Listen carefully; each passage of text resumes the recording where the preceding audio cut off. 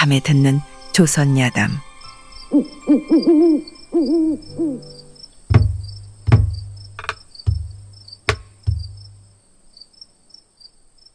옛날 옛적 조선 10대 왕 연산군이 즉위한 후 부당하게 선비와 벼슬아치들을 죽이고 가두고 귀양 보낼 때의 일입니다.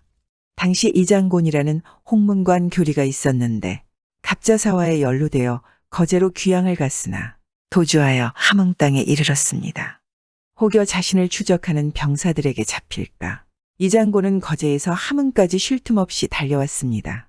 그러다 어느 고을에 이르러 갈증이 무척 심하던 차에 마침 한 처녀가 우물가에서 물을 깃는 것을 보고 달려가 물을 청했습니다.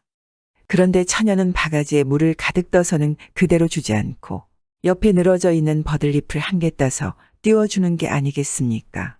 이장곤이 이상하게 여겨 물었습니다. 목이 말라 급히 마시고자 하는데 버들잎은 왜 띄우는 것이오? 길손께서 너무 급하게 물을 드시다가 혹시 탈이라도 날까 염려되어 버들잎을 불며 천천히 드시라고 그랬습니다. 이장곤은 처녀의 갸륵한 마음 씀씀이에 놀라 물끄러미 처녀의 얼굴을 바라보았습니다. 비록 비루한 차림의 여인이나 그 얼굴은 마음씨만큼 예뻤지요. 부친께서는 무얼 하시오? 저는 건너편에 사는 고리백정의 딸입니다. 고리백정이라 함은 버드나무 가지 같은 나무가지로 광주리 같은 바구니를 만들어 살아가는 가장 신분이 낮은 천민이었지요. 이장곤은 미천한 집안에 그렇게 참한 처녀가 있는 게 믿기지 않았습니다. 하지만 자신은 도망자이니 언제 잡혀 죽을지 모르는 그 신세가 고리백정만도 못한 처지이지 않겠습니까? 그래 어디에든 숨어 살아야 했는데 잘 되었다 싶어 그 처녀의 집으로 쫓아갔습니다. 사람들이 천한 백정의 집에 자신이 숨어 있으리라고는 생각지 못할 것이고 거기다 자상한 마음씨를 가진 처녀가 무척 마음에 들었기 때문이었지요. 이장곤이 처녀의 집으로 쫓아가 대뜸 말을 했습니다. 어르신, 소인 비록 가진 것 없고 배운 것 없는 떠돌이 신세이나 이리 고운 따님에게 반해 염치 없지만 사위로 받아달라 청하러 왔습니다. 사위로 받아주시면 시키는 일은 뭐든지 하겠습니다. 처음 보는 사내가 와서 대뜸 사위로 받아달라니 처녀의 아버지는 당황스러웠지만 하도 조르는 통에 잠시 이장곤을 훑어보다가 겉보기에는 힘도 좀 쓸 것 같고 심성도 그리 나쁘게 보이지 않았는지 버들바구니 만드는 일이나 시켜보자는 심산으로 혼인을 허락하였지요. 그래, 우리 딸이 혼기가 찼으나 마땅한 사윗감이 없어 고민 중이었는데 시키는 대로 일은 할 수 있는가? 여부가 있겠습니까? 이장곤은 그렇게 고리백정의 사위가 되었습니다. 그런데 이장곤이 누구입니까? 한양의 양반집에서 귀한 아들로 자라 나이 21의 사마시의 장원으로 합격하고 얼마 지나지 않아 알성문과의 을과로 급제하여 정오품 홍문관 교리로 임금을 바로 옆에서 지켜보던 사람 아니겠습니까? 장인이 아무리 가르쳐도 손재주가 영 신통치 않아 매일 같이 꾸중만 들었습니다. 그러다 보니 일은 하지 않고 매일 같이 방구석 한쪽에서 졸다 낮잠 자기가 일쑤였지요. 이장곤의 출신이 어떤지 알 리 없는 장인과 장모의 심정이 어떠하였겠습니까? 아이고, 속 터져. 아이고. 버들고리 만드는 일을 시키려고 사위를 삼았는데 날마다 밥만 축내고 골아떨어져 있으니 사위가 아니라 밥도둑을 얻었군. 아이고. 그 뒤로 장인 장모는 이장곤에게 주는 밥의 양을 반으로 줄여버렸습니다. 그래도 이장곤의 아내는 남편을 박대하지 않았습니다. 남편이 배고픔을 못 참는다는 것을 알아서 바닥에 누룽지를 몰래 긁어와 남편의 배를 채워주고 몰래 맛있는 참도 가져다 주곤 했지요. 그러니 부부 사이의 정은 얼마나 두터웠겠습니까? 그렇게 몇 년이 흘러갔습니다. 나라에서는 반정이 일어나 연산군이 쫓겨나고 중종이 임금 자리에 올랐습니다. 그리고 그동안 포악한 연산군에 의해 쫓겨나고 귀양 갔던 벼슬아치들이 속속 돌아와 다시 벼슬을 얻게 되었지요. 이장곤에게도 옛날 벼슬이 내려졌습니다. 그런데 이장곤이 있는 곳을 아무도 몰라 조정에서는 각 지방 관하로 그를 찾는 공문을 보냈지만 백정의 마을에 숨어 사는 이장곤을 찾을 수 없었죠. 그러던 하루는 이장곤의 부인이 소식을 전했습니다. 세상에, 임금이 폐위되고 새 임금이 자리에 올랐다네요. 그게 무슨 소리요? 저도 잘은 모르고 저작거리에서 사람들이 수근거리는 소리를 들었습니다. 임금이 바뀌었다니 이 장군은 소식을 듣고 깜짝 놀랐지요. 어쩌면 자신도 죄를 사면 받고 복권될 수 있는 일 아니겠습니까? 그리고 때마침 초하루라 장인은 그동안 만든 버들고리를 관아에 바치려고 준비하고 있었습니다. 그걸 본 이 장군이 장인에게 말하였지요. 이번 버들고리는 제가 바치고 오겠습니다. 관아에 가서 정말 세상이 달라졌는지 그리고 연산군에게 쫓겨났던 사람들은 어찌 되었는지 확인할 요량이었지요. 그러자 옆에 있던 장모가 콧방귀를 뀌었습니다. 장가 와서 잠만 잤으니 동쪽인지 서쪽인지 분간도 못할 텐데 자네가 어떻게 관아를 찾아가 버들고리를 바친단 말인가? 내가 직접 바쳐도 퇴짜 맞기가 일쑤인데 미련한 자네가 어떻게 버들고리를 바쳐? 그만두시게. 그러자 이 장군의 아내가 말했지요. 엄마는 왜 시켜보지도 않고 못 가게만 하세요? 그러다 옆에서 지켜보고 있던 장인이 사위에게 한 번 기회를 주는 것도 괜찮을 것 같아 이번 한 번만 다녀오라고 허락했습니다. 이 장군은 버들고리를 지게에 높이 올리고 뒤뚱뒤뚱 걸어서 관아 앞에 이르렀습니다. 그러고는 거침없이 곧바로 마당 안으로 들어가 사령에게 아뢰었지요. 버들골 백정이 버들고리를 바치러 왔습니다. 그런데 관아 앞마당에 고을원이 서 있는데 공교롭게도 옛날에 이 장군과 가깝게 지내던 사람이었지요. 원님은 검은 얼굴에 백정의 행색을 한 이 장군을 금방 알아차리지 못했지만 찬찬히 살펴본 뒤 그가 이 장군이라는 것을 확인하고 깜짝 놀랐습니다. 원님은 이 장군의 손을 잡고 자기 자리로 안내하며 말했습니다. 자네 어디로 자취를 감췄다가 이제야 이런 모습으로 나타났단 말인가? 조정에서 자네를 찾으려고 얼굴 모습을 그려 온 가명과 관문에 두루 돌렸다네. 속히 나와 함께 한양으로 올라가세. 원님은 장군에게 술상을 올리게 하고 옷도 갈아입도록 하였지요. 죄를 지은 사람의 몸으로 죽지 않고 고리백정의 집에서 그럭저럭 살아왔다네. 이렇게 하늘의 해를 다시 보리라고는 상상조차 못했네. 원님은 가명에 이 장군을 찾았다는 보고를 올리고 말을 내어줄 것을 요청하였습니다. 그러자 이 장군이 말했습니다. 3년 동안 나를 보살펴준 처가의 인정을 저버릴 수가 없네. 어려웠던 시절에 아내는 나를 위해 지극정성을 다했지. 장인에게도 고별 인사를 해야 마땅하니 나는 일단 돌아가겠네. 자네는 내일 아침에 내가 사는 곳으로 와주게나. 이 장군은 올 때 입었던 옷으로 도로 갈아입고 집으로 갔습니다. 고리를 모두 무사히 바쳤습니다. 이 장군의 말을 듣고 장모가 기뻐하며 말했지요. 그거 참 뜻밖의 일이로군. 옛말에 올빼미가 1000년을 늙으면 토끼를 잡는다더니 이 말이 헛말이 아니세. 우리 사위가 그 일을 해냈으니 기특하네, 기특해. 오늘 저녁은 밥을 더 주어야겠네. 이튿날 새벽 이 장군은 평소와는 달리 일찍 일어나 문 앞을 청소했습니다. 우리 사위가 고리를 잘 바치더니 이제는 마당 청소까지 안 해. 해가 서쪽에서 뜨는 게 아닐까? 장인이 웃으며 말했습니다. 이 장군은 청소를 끝낸 뒤 마당에 멍석을 깔았습니다. 무엇 하려고 자리를 까는가? 우리 고을 사또에 행차가 있다 하여 준비를 해두었습니다. 자네 무슨 잠꼬대인가? 사또가 이렇게 누추한 곳에 행차하실 리가 있나? 전에 하나 만에 하나 있을 법한 일인가? 거짓말도 유분수지. 자네 지금 하는 짓을 보니 어제 고리를 잘 바쳤다고 한 것도 혹시 길에 버리고 와서 거짓말을 떠벌린 게 아닌가? 장인의 말이 미처 끝나기도 전에 고을 아전이 오색으로 물들인 방석을 안고 헐레벌떡 쫓아와서 방 안에 깔며 말하였습니다. 사또의 행차가 곧 도착하신다네. 고리백정 부부는 이 말을 듣고 얼굴빛이 파랗게 되었다가 노랗게 변했다 하였지요. 그러더니 정신을 차리고 울타리 사이로 숨었습니다. 이윽고 원님의 행차 소리가 가까이 들리면서 원님이 탄말이 도착했지요. 원님은 말에서 내려 방으로 들어가며 이 장군에게 물었습니다. 자네 부인은 어디 계시나? 나오시게 하지. 이 장군의 아내가 탱자나무 비녀와 삼배치마 차림으로 나와서 절을 올렸습니다. 옷은 비록 볼품없지만 용모와 거동이 아담하고 품위가 있어 천민의 여자라고 믿기 어려웠지요. 원님이 공경하는 얼굴빛으로 말하였습니다. 이 교리의 처지가 참으로 어려웠는데 다행히 그대의 배려로 오늘에 이르렀소. 의리 있는 남자라도 이보다 더할 수는 없을 것이니 어찌 감탄하지 않을 수 있겠소. 그러자 이 장군의 아내가 옷깃을 여미며 말하였습니다. 지극히 미천한 시골 안악이 높으신 군자의 시중을 들었습니다. 이같이 귀하신 분인 줄 꿈에도 생각지 못했습니다. 접대한 절차가 모두 예의에 어긋났을 것을 생각하니 몸둘 바를 모르겠습니다.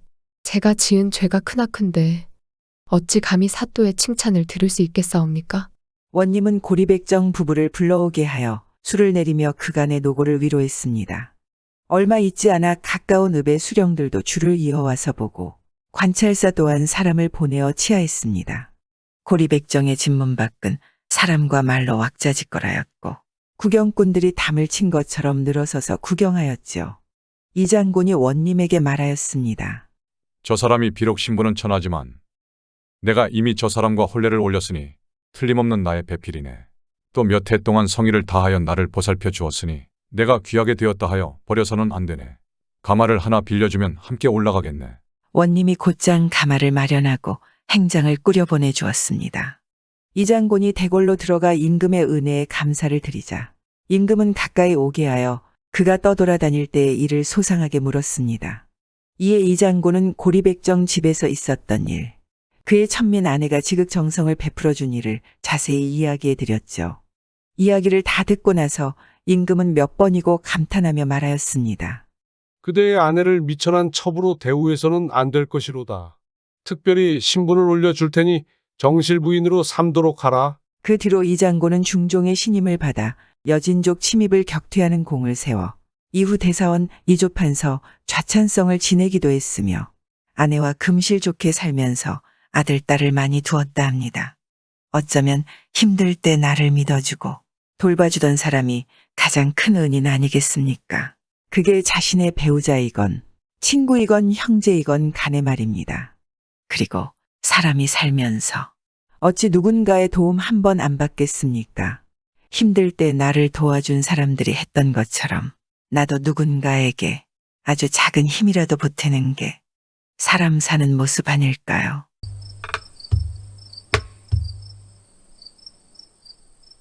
옛날 옛적 어느 정승집에서 태어난 귀한 아들이 있었습니다.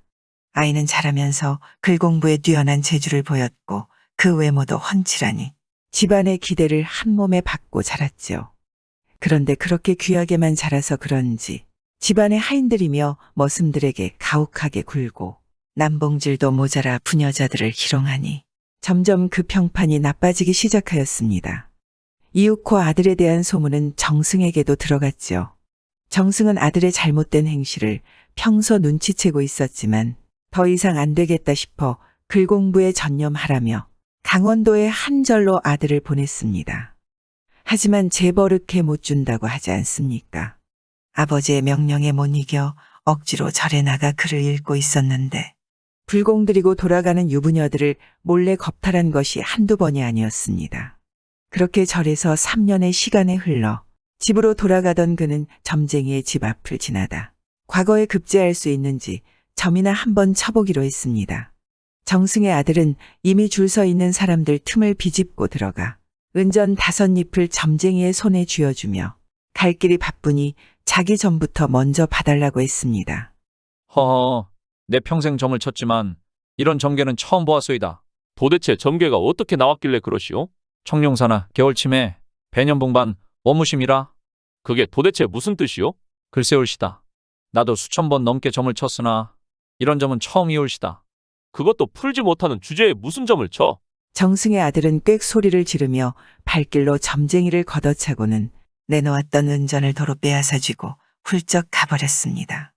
그런데 그는 못된 행실과는 달리 머리는 있어서인지 아버지 덕인지 과거에 급제하여 황해도 해주 부윤으로 내려가게 되었습니다.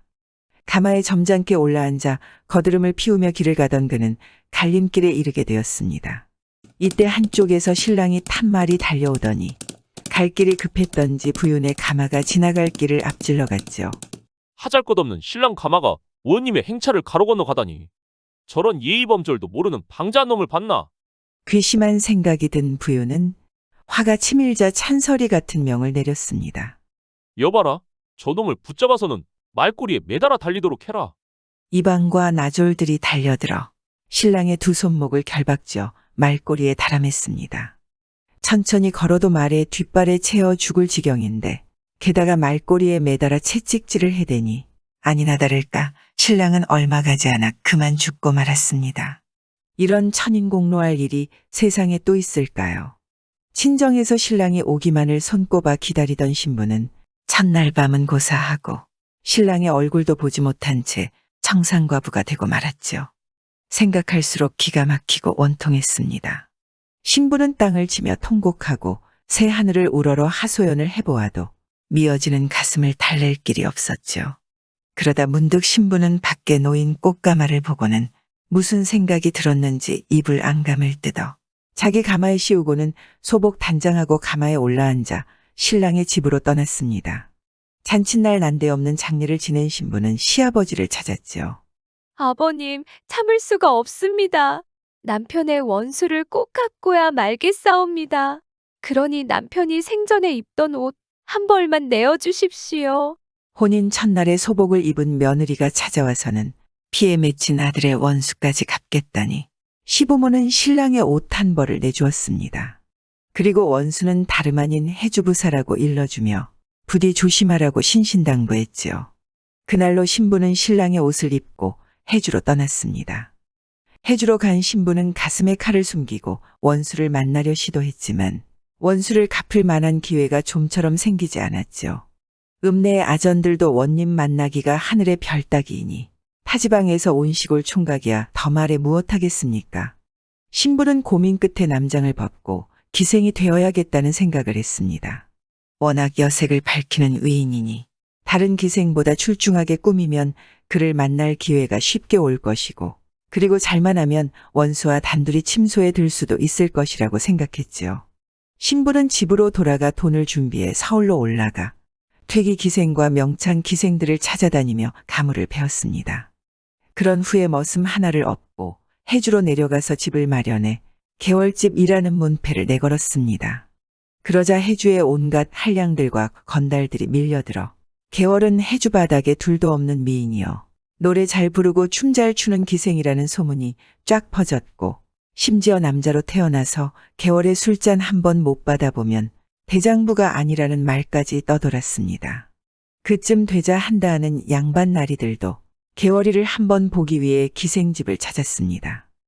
헌데 개월이의 자태가 어찌나 요염하던지 찾아온 사람들은 모두 그녀를 보기만 해도 손목 한번 잡아보지 못해 안달이 났는데 개월의 콧대가 어찌나 높은지 그리 쉬운 여인이 아니었습니다. 얼마 후 온 마을에는 개월이란 기생이 어찌나 도도한지 고을 양반들의 부름에도 응하지 않고 자기 집에서만 손님을 맞는다는 소문이 파다하게 퍼졌지요. 벼슬아치들이 앞다투어 그녀를 조용히 만나기 위해 예물을 보내는 등 난리를 쳐댔지만 한 달 안에는 이미 예약된 사람들이 꽉 차서 받지 않고 돌려보낸다는 것이었습니다. 여자라면 환장을 하는 해주 부윤의 귀에도 곧 그 소문이 들어갔지요. 개월에 대한 소문을 들은 부윤은 어느 달 밝은 보름날 밤 따라 나서는 나졸들을 따돌린 후 단신으로 슬그머니 기생집을 찾아갔습니다. 해주 부윤의 등장에 기방에 앉았던 육방나리들이 걸음아 나 살려라 하고 주랭랑을 놓자 개월이는 묻지 않고서도 이자가 바로 그토록 만나길 원하던 원수 해주 부윤이라는 것을 금방 알아차렸지요. 얘들아, 부윤 대감님께서 오셨으니 얼른 방도 깨끗이 닦고 새 자리도 깔고 꽃방석도 내어놓거라. 그리고 얘야, 너는 대문 잘 닫아 걸고 다른 손님은 일체 받지 말거라.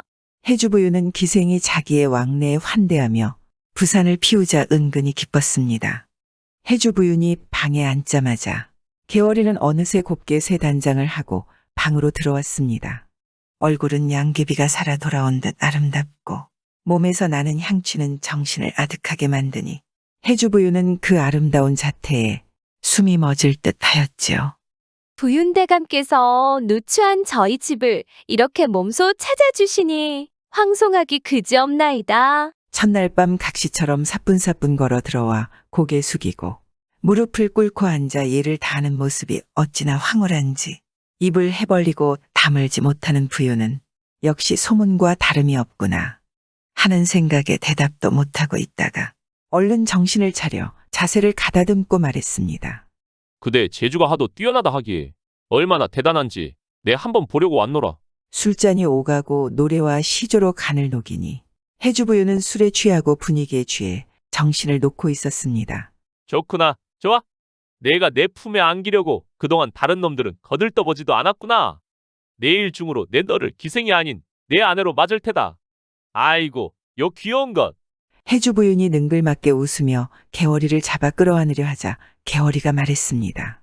부윤대감께서 취하셨나 봅니다. 그래. 내가 취했구나. 기왕 온 김에 이에서 하룻밤 묵고 갈까? 소첩은 하룻밤만은 실소이다. 그래? 그럼 오늘부터 영원히 동방화촉에 보금자리를 마련하여라. 예, 개월은 술상을 물리게 한 후 하인들에게 비단 이불을 깔게 하고는 밖으로 나가 품속에 칼을 품고 다시 방으로 들어왔습니다. 그러자 그새를 못 참고 옷을 헐헐벗어 던지던 부윤이 문득 물었습니다. 그러고 보니 내 이름이 개월이라 했느냐? 네, 맞사옵니다. 개수나무에 걸린 달이라. 그 이름 한번 참 좋구나. 어머 대감, 제 이름만 좋고 저는 안이 좋다는 말씀으로 들리옵니다. 아니지. 그럴 리가 있나? 자리에 누운 해주부윤이 보름달빛이 베개 위를 환하게 비추자 그 빛을 따라 밖을 내다보니 달빛 아래 거무스름하게 우뚝 솟아있는 산이 눈에 들어왔습니다. 혹시 저 시커먼 산의 이름이 뭔지 아느냐? 저 산은 창룡산이라고 하옵니다. 무엇이? 그 말에 해주부유는 깜짝 놀라서 벌떡 일어났습니다. 그에겐 평생 마음속에 잊혀지지 않는 것이 하나 있었는데 그건 바로 절에서 10년 동안 공부를 하고 내려오다 점쟁이를 만나 들었던 창룡사나 개월치며 배년붕반 원무심이라 라는 점괘였죠. 그러니 창룡산이란 말을 들은 해주부윤이 놀라지 않을 수가 없었던 것이죠. 창룡사나 개월침이란 창룡산 아래 개월의 베개란 뜻이요. 배년붕반이란 기우년 2월 보름이라 바로 오늘을 뜻하며 원무심이란 무엇이겠습니까? 원망할 원자에서 마음 심을 떼고 남은 죽을 사자를 뜻했던 것이었지요. 아니, 그렇다면 그 점괘는 내가 오늘 개월의 베개 위에서 죽는다는 뜻이었단 말인가? 아니, 이렇게 묘하게 맞아 떨어질 수가 있단 말인가? 헌데 설마 계집이 나를 정말 죽이게 할까? 아니면 다른 놈이 숨어 있단 말인가? 해주부윤이 생각에 생각을 거듭하고 있자 낌새를 알아차린 개월은 재빨리 품속에서 시퍼런 칼을 빼들고 해주부윤에게 다가서서는 원한을 가득 품은 눈빛으로 칼을 겨누었습니다. 한밤중에 칼을 겨누고 있는 여인과 마주한 해주부윤은 시퍼런 칼날에서 뿜어져 나오는 살기를 느끼자 두 다리가 후두루들 떨려 뒤로 물러앉았습니다. 내 인연? 장난을 해도 유분수지. 이게 무슨 짓이냐? 장난? 누가 철천지 원수와 장난을 친다더냐? 뭐 원수라니? 나는 오늘 너를 처음 보는데 원수라니? 내가 어째서 내년에 원수란 말이냐? 필시 사람을 잘 못 본 것이니 당장 그 칼을 거두어라. 뭐라고? 그렇다면 내가 상세히 일러주마. 내 놈이 부사로 부임하던 첫날 무고하기 이를 데 없는 그것도 장가를 가는 신랑을 처참하게 죽이고서도 죄가 없단 말이냐? 지난 반년 동안 내 놈이 지은 죄만 해도 쌓아놓으면 저 창룡산보다 더 높을 게다. 그래도 잘못한 일이 없단 말이냐? 내가 바로 내 놈의 손에 처참하게 죽은 그 신랑의 부인이다. 이래도 시치미를 뗄 테냐? 그제야 해주부유는 원무심이란 글자의 뜻을 깨닫고 어떻게든 도망을 쳐야겠다고 생각했지요. 그러나 상대가 여자라고는 해도 저리 원한을 품은 눈빛으로 비수를 치켜들고 다가서니 겁이 나 눈치를 보다 순간 개월을 밀쳐내고 여봐라 하고 소리를 지르며 문을 박차고 뛰쳐나갔습니다. 그런데 그 순간 날아드는 몽둥이의 머리통을 맞고 눈앞에 불이 번쩍 정신은 아찔해서 두 손으로 머리를 싸쥐고 돌아서는데 어느새 뜨거운 것이 몸속으로 들어와 해주부유는 으악 소리를 지르며 이리저리 비틀거리다가 그만 고꾸라지고 말았습니다. 원수가 눈앞에서 쓰러지자 개월은 다시 소복단장을 하고 머슴에게 재촉하였습니다. 억새야, 어서 집에다 불을 질러라. 그리고 빨리 떠나자. 그 길로 개월은 말을 타고 바람같이 사라졌습니다. 불이 나자 달려나온 마을 사람들은 모두 기생과 사또가 함께 붙어 뒹굴다 불 속에서 제가 되었다고 믿고는 입을 모아 말했습니다. 거참 미인 박명이라더니 아이고 창룡산 늑대 같은 놈이 죽었으니 이제야 고을의 백성들도 길을 펴게 됐네. 그리 오만방자하게 굴더니 원한의 칼날은 피할 수 없었나 봅니다. 인간은 사람 사이에서 잘 어우러져 살라고 인간 아니겠습니까? 그런데 다른 사람을 무시하고 최소한의 예의마저 지키지 않으니 짐승처럼 죽음을 맞이했나 봅니다.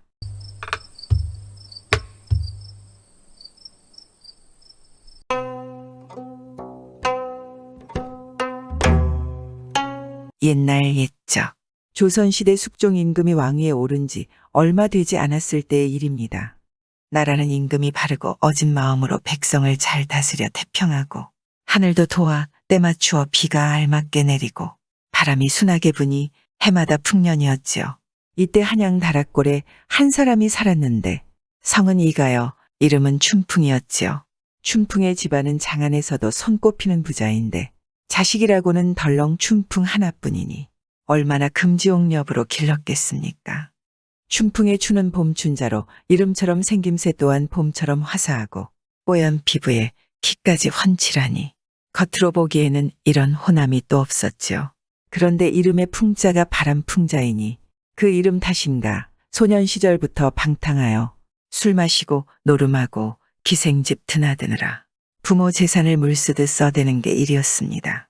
그러던 어느 날 춘풍의 부모가 모두 세상을 떠났지요. 춘풍에게는 가까운 친척도 하나 없어 가족이라고는 오직 아내뿐이었습니다. 그러나 부모 잃은 슬픔도 잠깐뿐이었지요. 막대한 유산을 물려받은 춘풍은 어느 날부터인가 가정은 돌보지 않고 술과 여자 노름에 빠져 헛되이 세월을 보냈습니다. 거기에 춘풍이 돈을 물쓰듯 써댄다는 소문이 나자 왈패 친구들과 기생들이 구름같이 몰려들어 밤낮 없이 술 권하고 투전판에 들락거리기가 일이니 주머니가 화수분이라고 가진 재산이 수만금인들 나만 할 턱이 있겠습니까? 결국 춘풍은 집안의 재산을 모두 써버리고 말았죠. 이 춘풍이 거지가 됐다며? 그러게. 그 고래등 같은 집이며 논밭이며 다 팔아 없앴다네. 이 춘풍이 빈털터리가 되었다는 소문이 장안에 퍼지자 그 알랑거리며 비위를 맞추던 친구들은 언제 그랬냐는 듯 하나둘 멀어져 갔습니다. 그리고 평소 같으면 동지 딸고 본 듯 반기던 기생들도 춘풍이 거지가 됐다는 소문에 괄시를 하였지요. 흥, 빈털터리 주제에 여긴 무슨 돈이 있다고 왔어요? 당장 돌아가요. 자꾸 얼쩡거리면 관아에 고발할 것이니 썩 물러가시오. 떠돌이 개처럼 기생집 앞에서 내쫓기니 춘풍은 참으로 처량하였지요. 내 주머니가 두둑할 때는 간이며 쓸개며 다 빼줄 듯 아양을 떨던 것들이 이제는 동네 거지 취급을 하는군. 이 이춘풍이 어쩌다 이런 신세가 되었단 말이냐?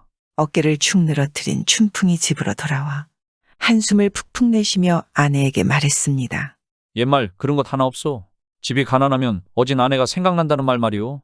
지금 내가 꼭 그 꼴이오. 부인, 이제 어찌하면 좋단 말이오? 이를 들은 아내의 심정이 어떻겠습니까? 기가 막히고 코가 막히고 마음 같아서는 한 대 콕 쥐어박아도 성에 차지 않겠지만 양반가의 법도가 어디 그렇습니까? 애써 점잖게 말했지요. 서방님, 예로부터 사내대장부로 태어났으면 학문이나 무술에 힘쓰라 하지 않습니까?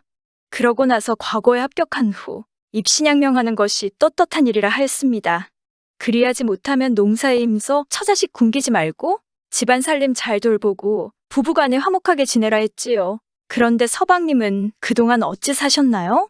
집안 식구는 안중에도 없이 기생집 찾아다니며 노름판 기웃거리느라 부모님께서 물려주신 재산 다 팔아치우지 않았습니까? 미나리골 이생원은 기생집 문턱이 닳도록 여인의 탐하다 나중에는 신세 망치고 남산골 화진이는 술과 기생에 빠져 살다 그 많던 재산 다 날리고 거린이 되었답니다. 춘풍의 부인은 그동안 가슴속에 꾹꾹 눌러 참았던 말들을 폭포수처럼 쏟아냈지요.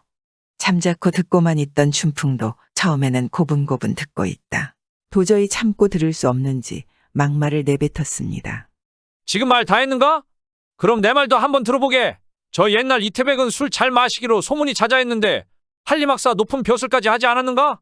원두표는 어릴 때부터 노름에 푹 빠져 살았으나 나중에 어찌 되었는가? 정승 벼슬까지 지냈다네. 나도 이리 놀다가 정승되어 후세의 이름을 떨칠지 누가 알겠나?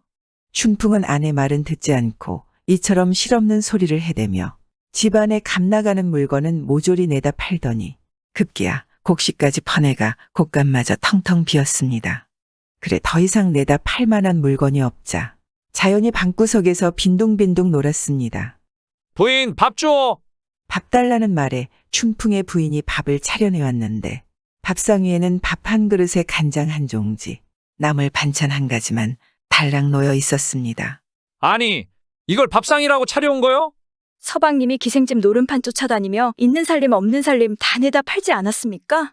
집구석에 돈 한 푼 없는데 무슨 수로 진수성찬을 차린답니까? 춘풍은 아무 말도 못하고 밥상을 물끄러미 바라보다 꾸역꾸역 밥을 먹었습니다. 그러다 어느 날은 밥때가 되었는데 밥상이 나오지 않자 춘풍은 줄임배를 움켜쥐고 다 죽어가는 소리를 했습니다. 배가 고파 죽겠는데 왜 밥을 안 줘? 죽이라도 좀 줘. 살이 똑 떨어졌어요. 서방님이 물건이란 물건은 모조리 내다 팔아. 이제 팔 것도 없으니 굶어 죽는 일만 남았습니다. 아이고 부인 배가 고파 못 살겠소. 미안하오. 내가 다 잘못했소. 오늘부터 집안 살림을 모두 부인에게 맡길 테니 부인 마음대로 하시오. 그러니 제발 끼니나 거르지 않게 해줘. 저는 서방님을 믿지 못하겠습니다. 돈 몇 푼 모아 놓으면 지난날 그랬던 것처럼 싹 털어 기생집 노름판에 또 기웃거리실 거 아닙니까? 앞으로는 절대 그런 일 없소. 내 맹세하오. 이러고도 또 약속을 어기면 내 비루한 놈의 자식이라고 각서를 써주겠소. 그 말에 춘풍의 부인이 종이와 붓을 내놓자 춘풍은 각서를 써내려갔습니다. 나 이춘풍은 아내 앞에서 쓰노라. 오늘 이후로 아내에게 집안의 모든 일을 맡긴다. 지금부터 나 이춘풍은 한 푼의 돈, 한 홉의 곡식도 마음대로 쓰지 않을 것을 맹세한다. 그리고 만약 다시 술을 좋아하거나 기생집, 노름판을 기웃거린다면 이춘풍을 비루한 놈의 자식이라 손가락질해도 달게 받겠노라. 춘풍의 부인은 각서를 고이 접어 장롱 속에 넣더니 그제야 입가에 웃음이 번졌습니다. 서방님이 정신을 차렸으니 바느질이라도 해서 집안을 다시 일으켜야지. 사실 춘풍이 다 팔아먹고 살림이라 할 만한 게 뭐 하나 있겠습니까? 하지만 가져다 팔아먹지만 않는다면 그래도 바느질이라도 해서 목구멍에 풀칠은 할 수 있겠다 싶었던 것이죠. 그날 이후로 춘풍의 부인은 바느질과 길쌈을 시작하였습니다. 손끝이 야무진 춘풍의 부인은 바느질 솜씨가 대단했지요. 감탄이 절로 나오는 솜씨에 소문이 금세 퍼져 여기저기서 바느질과 길쌈 일이 밀려들었습니다. 등을 펴고 고개 좀 들라치면 주문이 밀려드니 돈 버는 재미에 신이 난 부인은 1년 12달 허리펼 새 없이 열심히 일을 했습니다. 그러니 자연 집안 살림이 불어나고 한 푼 두 푼 돈도 모이니 힘든 줄 모르고 밤을 낮삼아 바느질을 했지요. 또 그렇게 번 돈으로 월수를 놓아 빌려주고 이자를 받아 4, 5년 만에 수천금을 모았습니다. 춘풍의 부인은 돈이 모이는 대로 남편이 술 마시고 노름하느라 날린 논밭도 사들였습니다. 하지만 춘풍은 아내가 바느질하느라 허리 한 번 펴지 못하고 일하는 걸 알면서도 빈둥빈둥 놀기만 하고 맛있는 음식 먹고 부른 배 두드리는 게 일이었습니다. 그래도 그게 어디입니까? 춘풍의 부인은 남편이 기생집이나 노름판에 기웃거리지 않는 것만으로도 고마워 지극정성으로 남편을 섬겼지요. 그러나 개벌은 남 못 준다 하지 않습니까? 얌전히 잘 지내던 춘풍은 뱃속에 기름이 끼자 슬슬 술 생각이 났습니다. 부인 몰래 한 잔 홀짝, 두 잔 홀짝, 홀짝홀짝 마시기 시작하더니 옛날 버릇이 나와 이제는 대놓고 날마다 술로 세월을 보냈지요. 한때 한양장안을 도포자락해 날리며 주름 잡던 이 이춘풍이 아닌가? 사내 대장부가 부인이 버는 돈으로 먹고 살며 일이 집에서 썩고 있다니 이춘풍의 꼴이 말이 아니로구나. 춘풍은 잠잠하던 방탕함이 다시 도졌습니다. 하지만 부인에게 써준 각서도 있으니 어찌하지 못하고 궁리만 하고 있는데 예전에 돈 펑펑 쓰고 놀 때 어울리던 왈패 친구가 집에 놀러와 부채질을 슬슬 했지요. 나는 내일 평양에 가네. 떠나기 전에 자네 얼굴이나 한번 보려고 왔지. 예부터 평양하면 경치 좋고 미인이 많기로 이름난 곳 아닌가? 젊은 시절 한번 가면 다시 오지 않으니 평양 가서 맘껏 놀아보려네. 춘풍의 귀에 평양 좋다는 말이 쏙 들어와 귀에 박히니 그날부터 엉덩이가 들썩들썩. 마음은 벌써 저 멀리 평양에 가 있었습니다. 평양을 어찌 갈까 요리조리 궁리하던 춘풍은 갑자기 무릎을 탁 치고 일어났습니다. 아, 그렇지. 그렇게 하면 되겠구나. 눈이 벌게진 춘풍은 온 집안을 뒤져 부인이 사놓은 집문서와 땅문서를 찾아내어 모조리 호조에 맡기고 돈 한 양에 한 돈씩 이자를 내야 하는 날았돈 2,000냥을 겁도 없이 빌렸습니다. 이 소식을 전해 들은 춘풍의 부인이 하던 바느질을 내던지고 달려왔습니다. 그런데 돈 2,000냥을 말잔등에 잔뜩 싣고 온 이 춘풍이 하는 말이 참으로 가관이었지요. 부인, 내 평양 가서 장사 좀 하고 오리다. 서방님 장사라니요? 내 얼른 평양 가서 그동안 날린 돈 다시 다 벌어올 테니 걱정일랑 붙들어매요. 서방님, 지난날 써주신 각서는 그새 잊으셨습니까? 만약 이를 어기면 비루한 놈의 자식이라고 손가락질해도 좋다 하셨지요? 아니 뭐라고? 하늘 같은 서방이 알아서 하겠다는데 무슨 잔말이 많아? 이런 요망한 것 같으니라고. 제 손으로 각서를 써놓고 무안했는지 벌컥 성을 낸 춘풍이 어질고 착한 아내의 머리채를 연애 줄감듯 휘휘 감아쥐고 이리 치고 저리 치니 춘풍의 부인은 땅바닥에 주저앉고 말았지요. 세상에 이런 짐승 같은 인간이 또 있겠습니까? 춘풍은 호조에서 빌린 돈도 모자라 집안에 있는 재물 500냥까지 더 챙겼지요. 가련한 춘풍의 부인은 그저 울기만 하는데 춘풍은 울거나 말거나 윤기 자르르 흐르는 말 등에 척 올라앉아 의기양양하게 말을 재촉해 평양으로 내달렸습니다. 때는 바야흐로 춘삼월 봄이었습니다. 경치 좋겠다. 돈 두둑하겠다. 이 춘풍은 아주 신이 났습니다. 평양 성문에 들어서니 집집이 기와집이여 보이는 것마다 휘황찬란하였지요. 춘풍은 객사를 찾아 묵을 곳을 정했습니다. 그런데 춘풍이 묵은 객사가 하필이면 기생집 옆이었죠. 이런 변이 또 있겠습니까? 그리고 하루는 객사 담 너머로 기생집의 방문이 느닷없이 열리더니 한 기생이 나와 앉아서는 가야금을 뜯었습니다. 기생의 얼굴은 맑은 밤 하늘에 뜬 달덩이 같이 탐스럽고 아침 이슬 머금은 해당화 같이 어여뻤지요. 기생이 담 너머에서 지켜보는 춘풍을 힐끔거리며 가야금을 뜯으니 춘풍은 혼이 쏙 빠졌습니다. 달 속 궁전에 개수나무 꽃같이 어여쁜 얼굴에 아리따운 맵시는 달나라 선녀 같도다. 아니지 아냐. 지난날 방탕하여 부모님께서 물려주신 재산을 하루아침에 다 날렸는데 안 되지. 하지만 가야금 소리에 춘풍의 머릿속에 잠깐 든 올바른 생각은 눈 녹듯 녹아버리고 말았습니다. 대체 저 기생은 어찌 저리 가야금을 잘 뜯는 것이냐? 내 한 번만 가까이서 저 기생의 얼굴을 봐야겠구먼. 춘풍은 기어이 비단 옷을 차려입고 혼이 날 짝을 찾듯 꾀꼬리와 앵무새가 쌍쌍인 나뭇가지 찾아가듯 나비가 꽃을 찾아 날아들듯 추월에게 달려갔습니다. 힐끔힐끔 춘풍을 훔쳐보던 기생은 춘풍이 엎어질 듯 자빠질 듯 옷을 챙겨 입고 나오는 꼴을 담 너머로 보고는 바삐 몸치장을 하였지요. 이 기생이 누구냐면 바로 평양 제1의 기생 추월이었지요.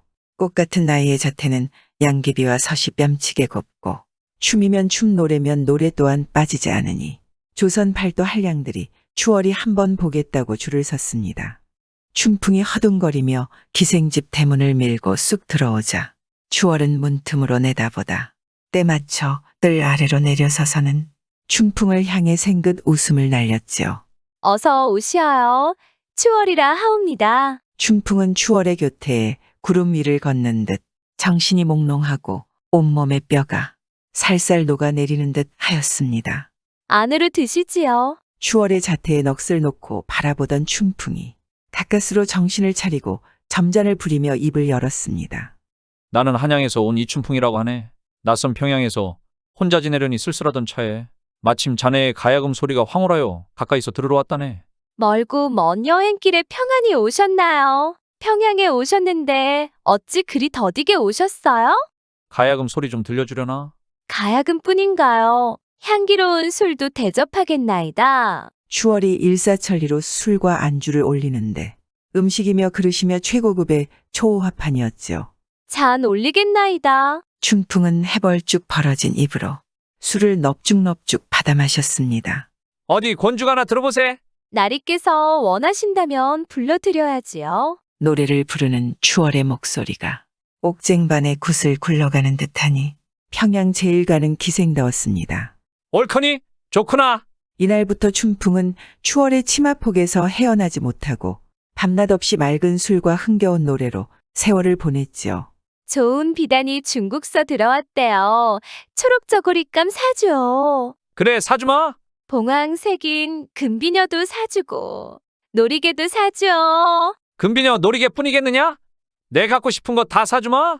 이 춘풍은 부인이 밤낮으로 바느질하고 길쌈하여 번 돈 2,500냥을 얼마 되지 않아 그렇게 다 탕진하고 말았습니다.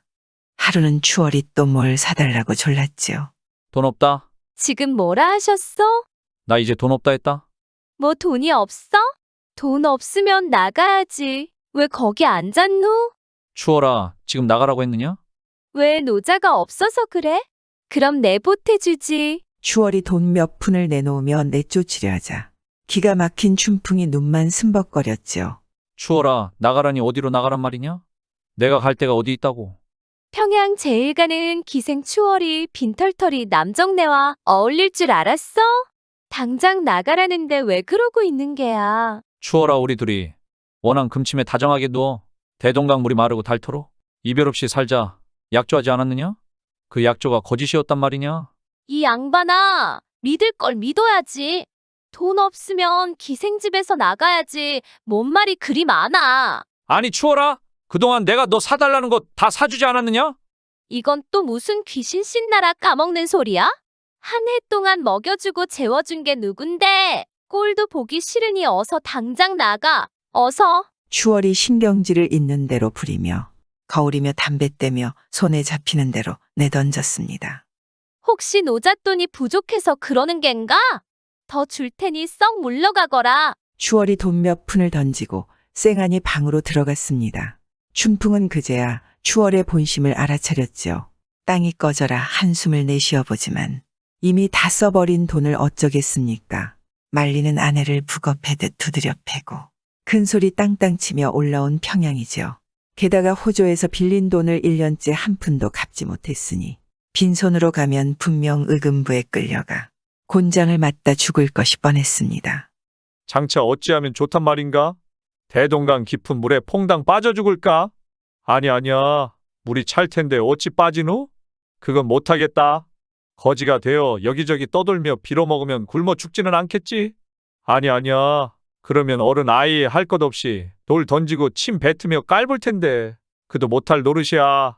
춘풍이 머리를 쥐어뜯으며 궁리를 해보지만 뾰족한 수가 떠오를 리가 없었습니다. 죽지도 못하겠고 거지 노릇도 못하겠으니 어찌하면 좋단 말인가.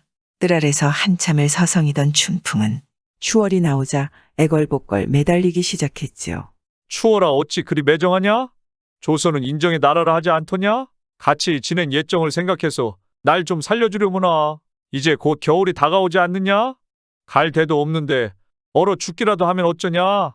내 물 깊고 불 때며 하라는 일은 다 할 테니 내쫓지만 말거라. 추워라, 추워라 이름을 함부로 부르고 하게 말게 하는 머슴을 어찌 부린단 말인가. 내 집에서 그리하면 내 체면이 서지 않아. 그리는 못하겠구나. 아씨, 앞으로 조심하겠으니 한 번만 봐주시오. 굶어 죽기는 싫었는지 춘풍은 그날 이후로 추월을 아씨로 부르며 기생집 머슴이 돼버렸습니다.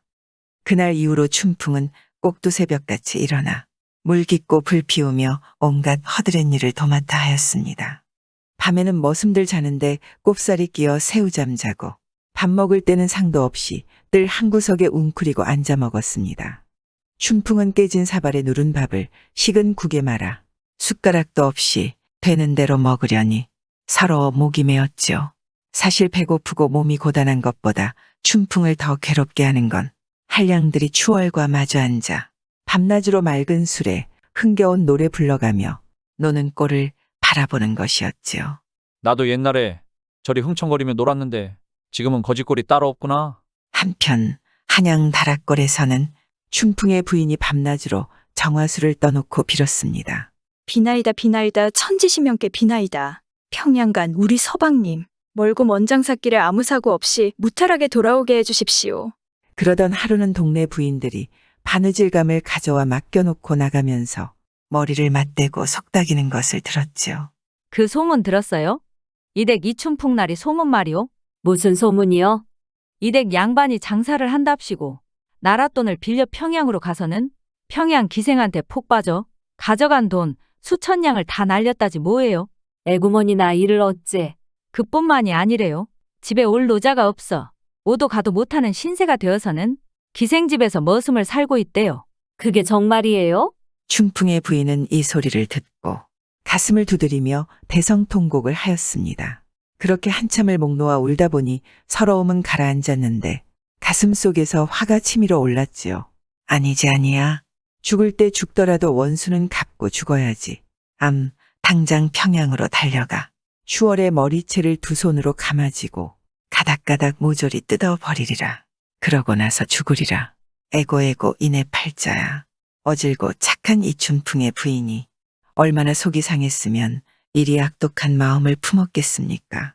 한숨을 들이쉬고 내쉬던 춘풍의 부인은 다시 바느질감을 잡고 열심히 바느질을 했습니다. 마침 그때 뒷집 김참판이 평양 감사가 될지도 모른다는 소문이 들려왔습니다. 김참판은 청렴결백하기로 온 나라 안에 명성이 자자한 양반인데 나라에서 주는 녹봉만으로 살림을 꾸려가니 많은 식구들의 끼니를 때우기도 어려운 형편이었지요. 춘풍의 부인은 그날 밤 밤새도록 뒤척이다. 다음 날 바느질감을 얻으러 왔다는 핑계로 참판댁을 찾아갔습니다. 김참판의 집으로 들어가니 식구들의 의복도 초라하고 살림도 변변치 못해 보였습니다. 그리고 가만 보니 참판에게는 홀어머니가 계셨는데 식사를 제대로 못하여 그런지 기운도 없어 보이고 안색이 좋지 않았지요. 춘풍의 부인은 순간 생각했지요. 노마님께 잘 보여 우리 가장 살려내고 추월이 그 계집에게도 복수를 해야지. 이날부터 춘풍의 부인은 바느질과 길쌈을 해서 번 돈으로 음식을 정성껏 차려 아침 저녁으로 노마님에게 바쳤습니다. 그렇게 지극정성으로 노마님을 챙기니 하루는 노마님이 불러다 말했습니다. 이 은혜를 어이 갚을꼬? 자네 서방이 가산을 탕진해 바느질품으로 산다 들었는데 날마다 일이나까지 챙기니 고맙기는 한데 염치 없이 받기만 하는 것 같아 부담스럽네. 아닙니다. 남편이 평양으로 장사를 떠나 지금은 혼자 살고 있습니다. 혼자 입이라 음식이 많이 남아 그러한 것인데 칭찬을 받으니 부끄럽사옵니다. 그리고 얼마 뒤 김참판은 정말로 평양 감사가 되었지요. 그 소식을 듣자마자 춘풍의 부인은 노마님을 찾아 축하 인사를 하였습니다. 참판나리께서 평양 감사로 가시게 되었으니 이런 경사가 어디 있습니까? 아이고 별 말씀을. 그래도 이렇게 와서 축하해주니 고맙네. 아들이 평양에 갈 때 나도 따라가려 하네. 그런데 자네 서방도 평양에 있다 하지 않았나?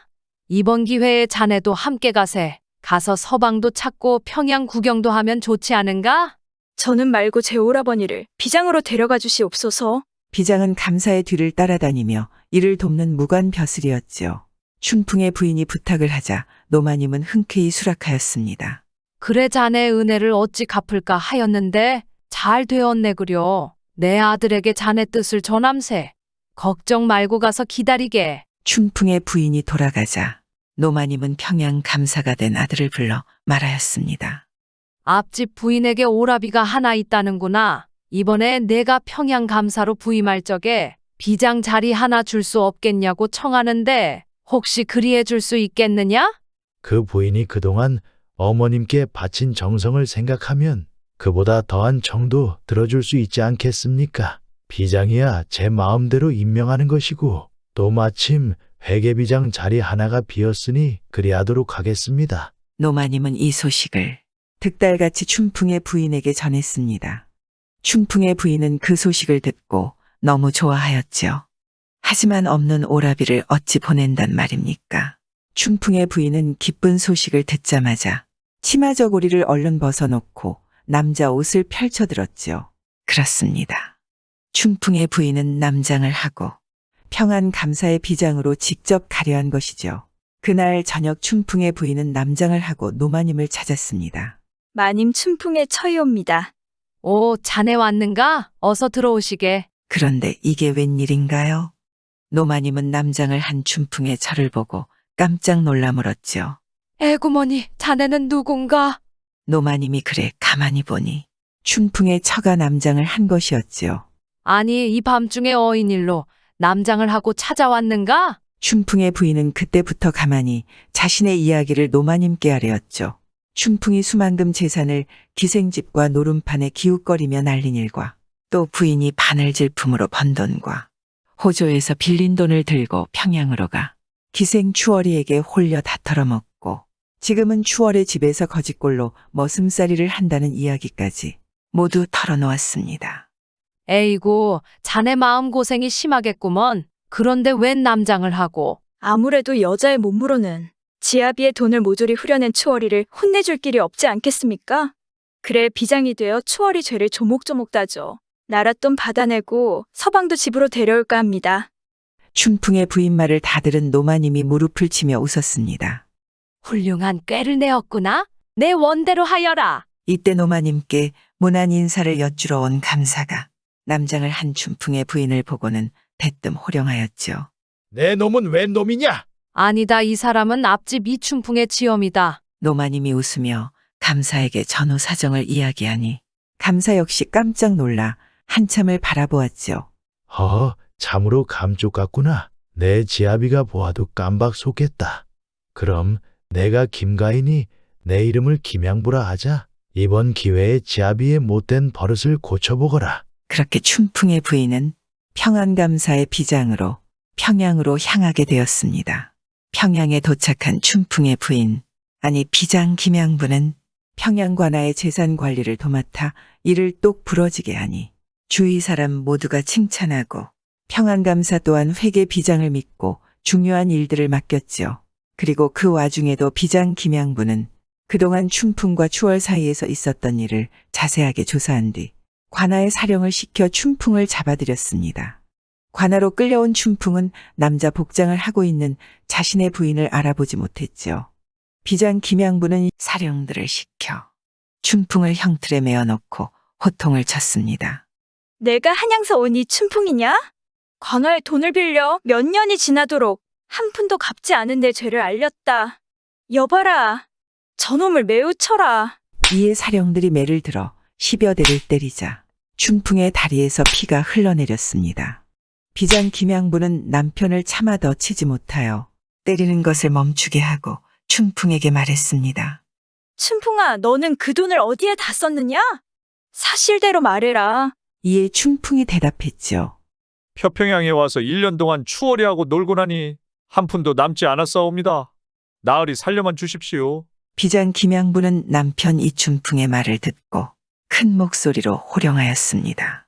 여봐라. 어서 기생 추월이를 잡아오너라. 사령들이 득달같이 달려가 추월이를 잡아오자 추월이 벌벌 떨며 무릎을 꿇고 앉았지요. 여봐라 추월이 전현을 당장 형틀에 올려놓고 매우 쳐라.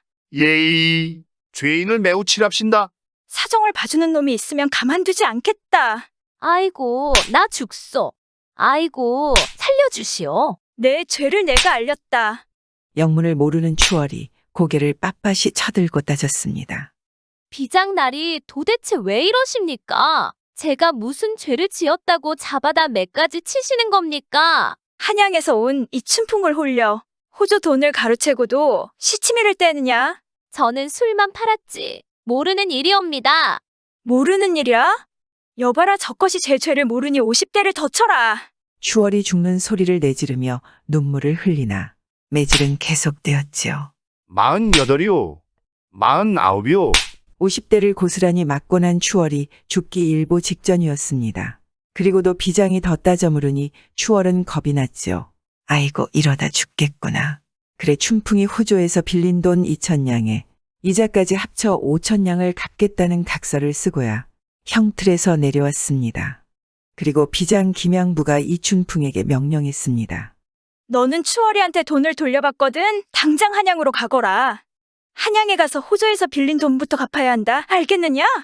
그리고 다시는 기생집 끼웃거리지 말고 아내와 잘 살아라. 비장의 발 아래 엎드린 춘풍은 머리를 조아리고 말했지요. 그 말씀 가슴 깊이 새기겠습니다. 비장 날이 덕분에 돈을 되찾게 되었으니 이 은혜는 죽는 날까지 잊지 않겠습니다. 그리고 그날로 비장 김양부, 아니 춘풍의 저는 평안감사에게 감사 인사를 전하고 한양으로 돌아갔습니다. 추월에게 돈을 받은 춘풍은 의기양양하게 집으로 돌아왔지요. 춘풍은 평양에서 돈을 찾게 해준 벼슬아치가 자신의 부인이었음을 전혀 모르고 장사를 해서 돈을 벌었다고 허풍을 떨었습니다. 그날 저녁 춘풍의 부인은 잠시 나가서 다시 비장의 복장을 하고 집으로 들어왔습니다. 남자 복장을 한 부인이 춘풍이 추월의 집에서 거짓골을 하고 하인 노릇을 하던 것을 일깨우면서 하룻밤 자고 가겠다고 하며 옷을 벗었지요. 그때 비로소 그 비장이 자신의 아내였음을 알게 된 춘풍은 개과천선하여 방탕한 생활을 그만두고 집안을 챙기는 데 힘썼고 이후 춘풍은 아내와 함께 화목한 가정을 이루며 행복하게 살았다 합니다. 참 이 정도면 부인을 평안감사 대하듯 해야 하지 않겠습니까? 요즘이야 부부가 쉽게 헤어질 일인데 그때는 헤어지는 것도 쉽지 않으니 그랬겠죠. 지금까지 이춘풍전이었습니다.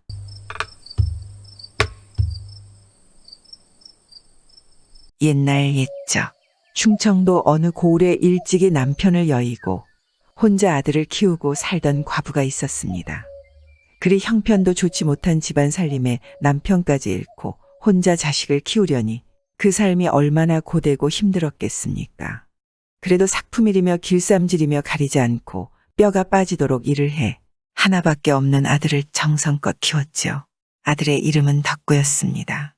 그런데 덕구 이놈이 머리통은 수박만하게 컸는데 밥이나 먹고 하루 종일 빈둥빈둥 놀기만 하니 그 어머니의 속이 타들어갔습니다.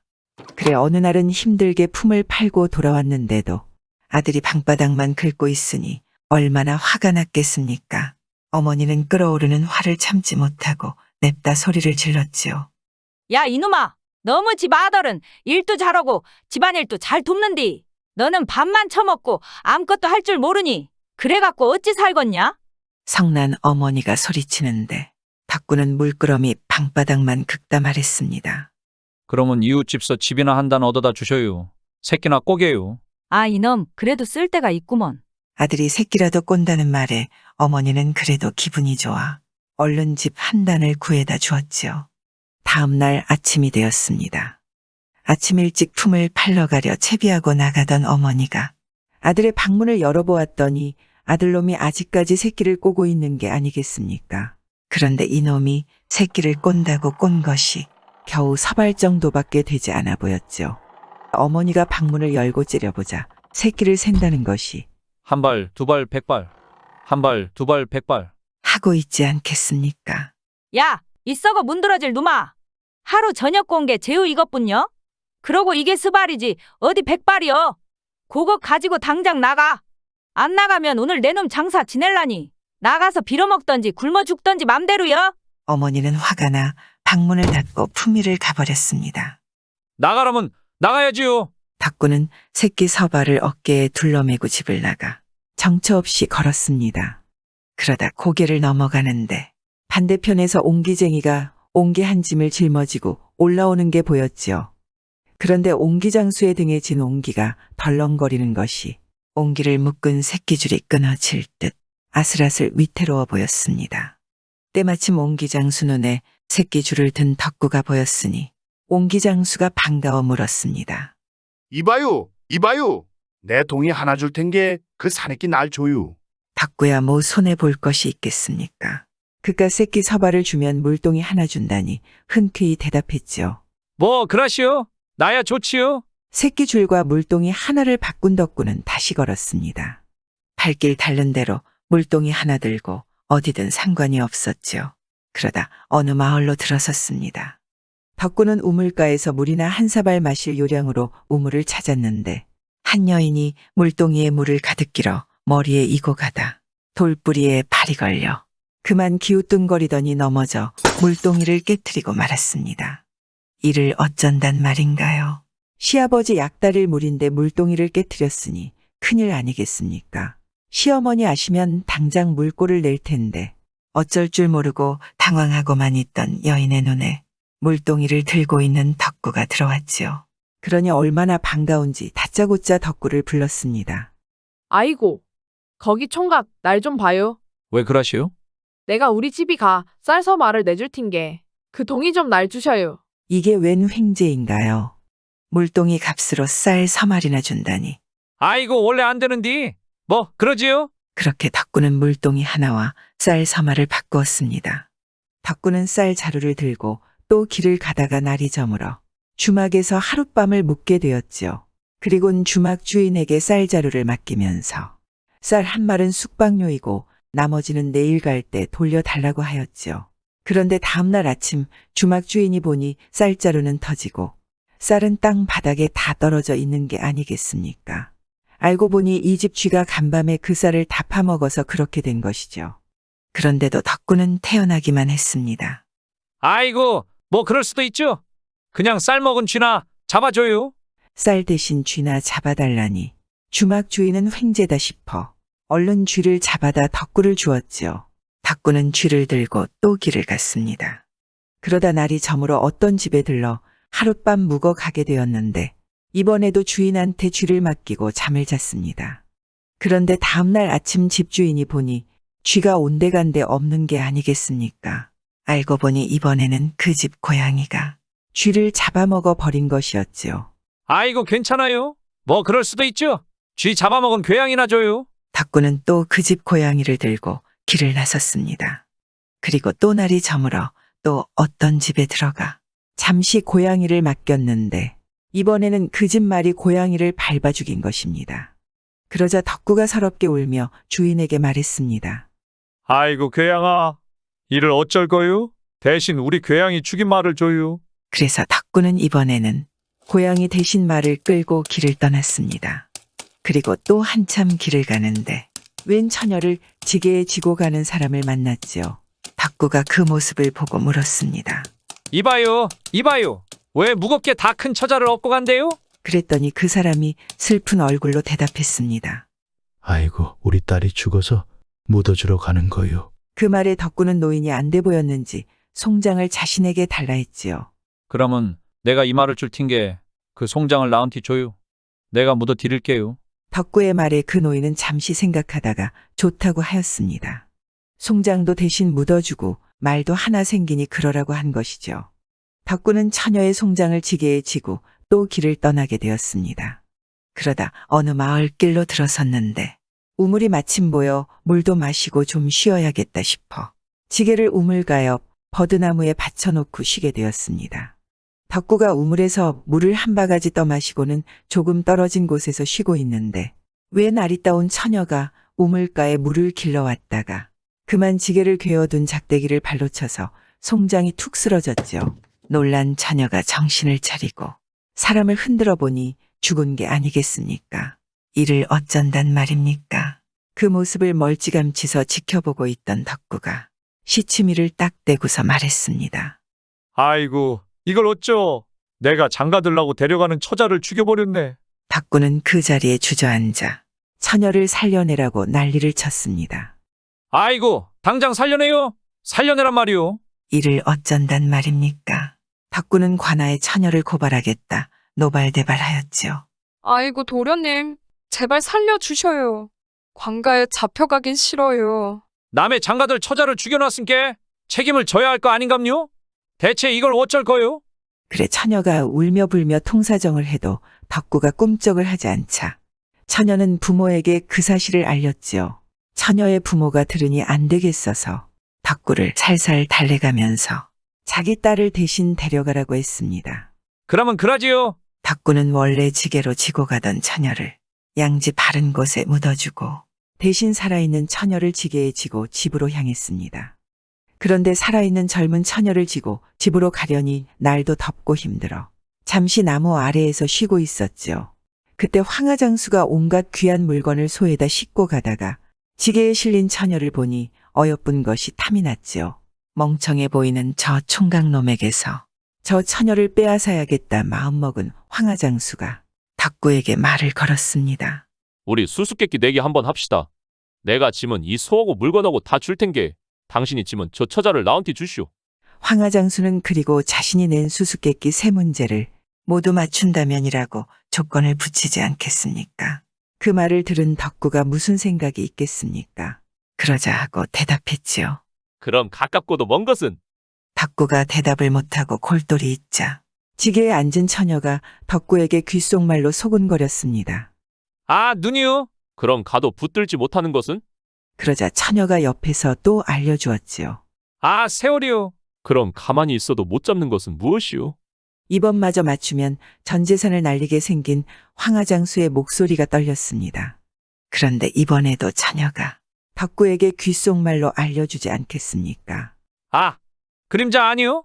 황하장수는 할 말을 잃고 그 자리에 주저앉았습니다. 그럼 당신이 진 거요? 약속대로 소하고 그 물건 다 내놔요. 이 멍청한 덕구는 처녀 덕에 황하장수의 값비싼 물건들과 소를 얻어 집으로 돌아갔습니다. 어머니, 어머니, 장자 집에 가서 병풍 얻어오고 동네 잔치 준비해줘요. 나 오늘 장가 가요. 그렇게 덕구는 지푸라기로 새색시 얻고 재산도 얻어 아들 딸 낳고 행복하게 오래오래 살았답니다. 웃자고 이야기하는 옛날 이야기이지만 그 옛날 사람들도 욕심 없이 선한 마음으로 살면 덕구와 같이 신부도 얻고 복도 받는다고 이야기하고 싶었나 봅니다. 요즘은 사람들이 너무 손해보는 걸 싫어하는 것 같은데 어디 지금 눈앞의 이익이 영원한 이익이고 눈앞의 손해가 영원한 손해이기만 하겠습니까? 때론 이득이 손해가 되고 손해가 이득이 되는 것이 우리 삶의 모습 아니겠습니까?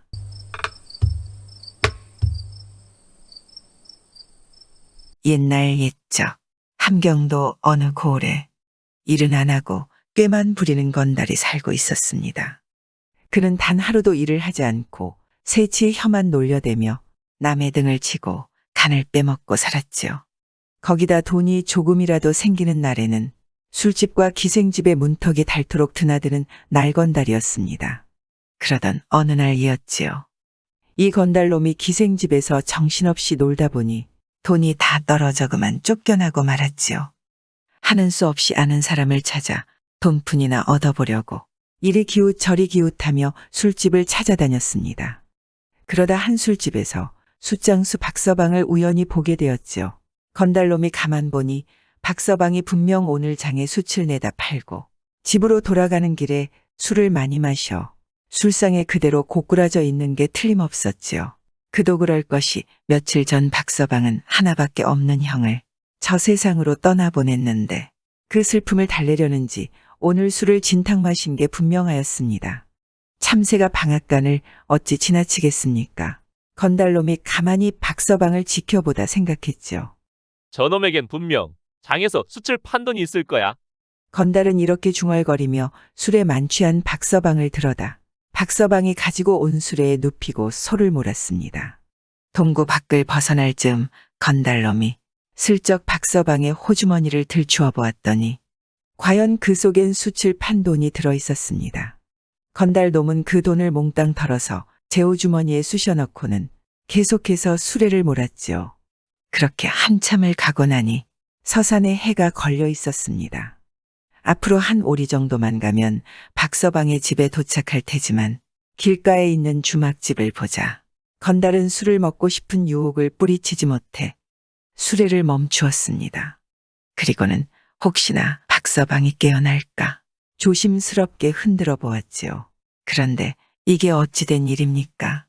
박서방이 꿈쩍도 하지 않아 몸을 만져보니 몸은 차갑고 장작대기처럼 뻣뻣했습니다. 깜짝 놀란 건달은 사시나무 떨듯 벌벌 떨며 달아나려 했으나 발이 떨어지지 않았지요. 말뚝처럼 우두커니 서서 눈알을 굴리던 건달은 문득 한 가지 꾀를 생각해냈습니다. 그는 안간힘을 써서 시체를 끌어다 주막집 대문 옆 울타리에 기대어 세워놓고는 대문을 요란스레 두드렸습니다. 그날따라 손님이 없어 일찍 문을 닫아 걸고 자리에 누웠던 주막 주인은 일어나지도 않은 채 술을 안 판다고 소리쳤습니다. 그러나 건달은 더욱 요란하게 대문을 쾅쾅 두드리며 소리쳤습니다. 문 열어라! 문 열어! 아무도 없느냐? 시끄럽게 문을 두들기며 욕을 퍼부어대는 소리에 주막 주인은 화가 머리끝까지 치밀어 올라 몽둥이 하나를 손에 쥐고 달려나왔습니다. 아니 오밤중에 어떤 연병할 놈이 남의 집 대문을 걷어차고 지랄이야? 주막 주인이 씩씩거리며 나오는 소리를 듣자 건달은 멀찌감치 으슥한 구석에 숨어 주막 주인을 지켜봤습니다. 주막 주인이 거칠게 문을 차며 나와보니 웬 사내가 울타리에 머리를 쳐박고 서 있길래 다짜고짜 몽둥이로 사내의 엉덩이를 후려갈겼습니다. 그러자 사내가 나무토막 넘어가듯 퍽하고 쓰러지는데 주막 주인은 발길질까지 해댔지요. 이놈이 술을 마셨으면 곱게 집에 들어가 잠이나 잘 것이지. 어디서 행패질이야? 화가 난 주막 주인은 쓰러진 사내를 향해 고래고래 소리를 지르는데 꿈쩍도 않고 쓰러져 있는 사내가 이상하게만 보였습니다. 그래 주막 주인이 가만히 사내의 곁으로 가서 보니 숫장수 박서방이 아니겠습니까? 이보게 정신 좀 차려보게. 박서방의 몸은 서늘하고 숨도 쉬질 않았습니다. 놀란 주막 주인은 자기가 죽인 줄로만 알고 어쩔 줄 몰라 했지요. 그리고 누가 보지 않았나 사방을 둘러보는데 문 앞에 빈수레만 서 있었습니다. 주막 주인은 벌벌 떨며 시체를 집 안으로 들여다 놓았지요. 이때 으슥한 구석에 숨어서 이를 훔쳐보던 건달은 좋아서 어쩔 줄을 몰라 했습니다. 저놈이 살인죄를 졌으니 이제 내 손 안에 든 돈주머니겠다. 돈이 딸릴 때면 언제든지 얻었으면 되겠군. 게다가 박서방의 형 장사도 며칠 전 지냈으니 이제 고년한테 버젓이 찾아가도 누가 뭘 할 일이 있나. 이게 바로 꼭 먹고 알 먹고 아니겠어. 하하. 건달은 어깨춤이 절로 나서 그 길로 죽은 박서방의 형수를 찾아갔습니다. 사실 이 건달놈은 박서방의 형수와 그렇고 그런 사이였죠. 박서방의 형수는 원래가 바람이 날대로 난 여자이니 이 건달놈과도 붙어먹은 게 뭐 그리 이상한 일도 아니었습니다. 한편 박서방의 시신을 주막 안으로 끌고 들어간 주막 주인은 난감했지요. 아니 이게 도대체 어찌된 영문이지? 색시 같은 호라비 박서방이 우리 집에 와서 그렇게 소리칠 사람이 아닌데. 주막 주인이 곰곰이 생각해보니 이상하기만 하였지요. 방금 전까지만 해도 고래고래 소리 지르던 사람이 그깟 매 한 대에 죽었다는 게 도무지 믿어지지가 않았습니다. 하지만 어쨌거나 사람이 죽었으니 집에다 알려야만 했지요.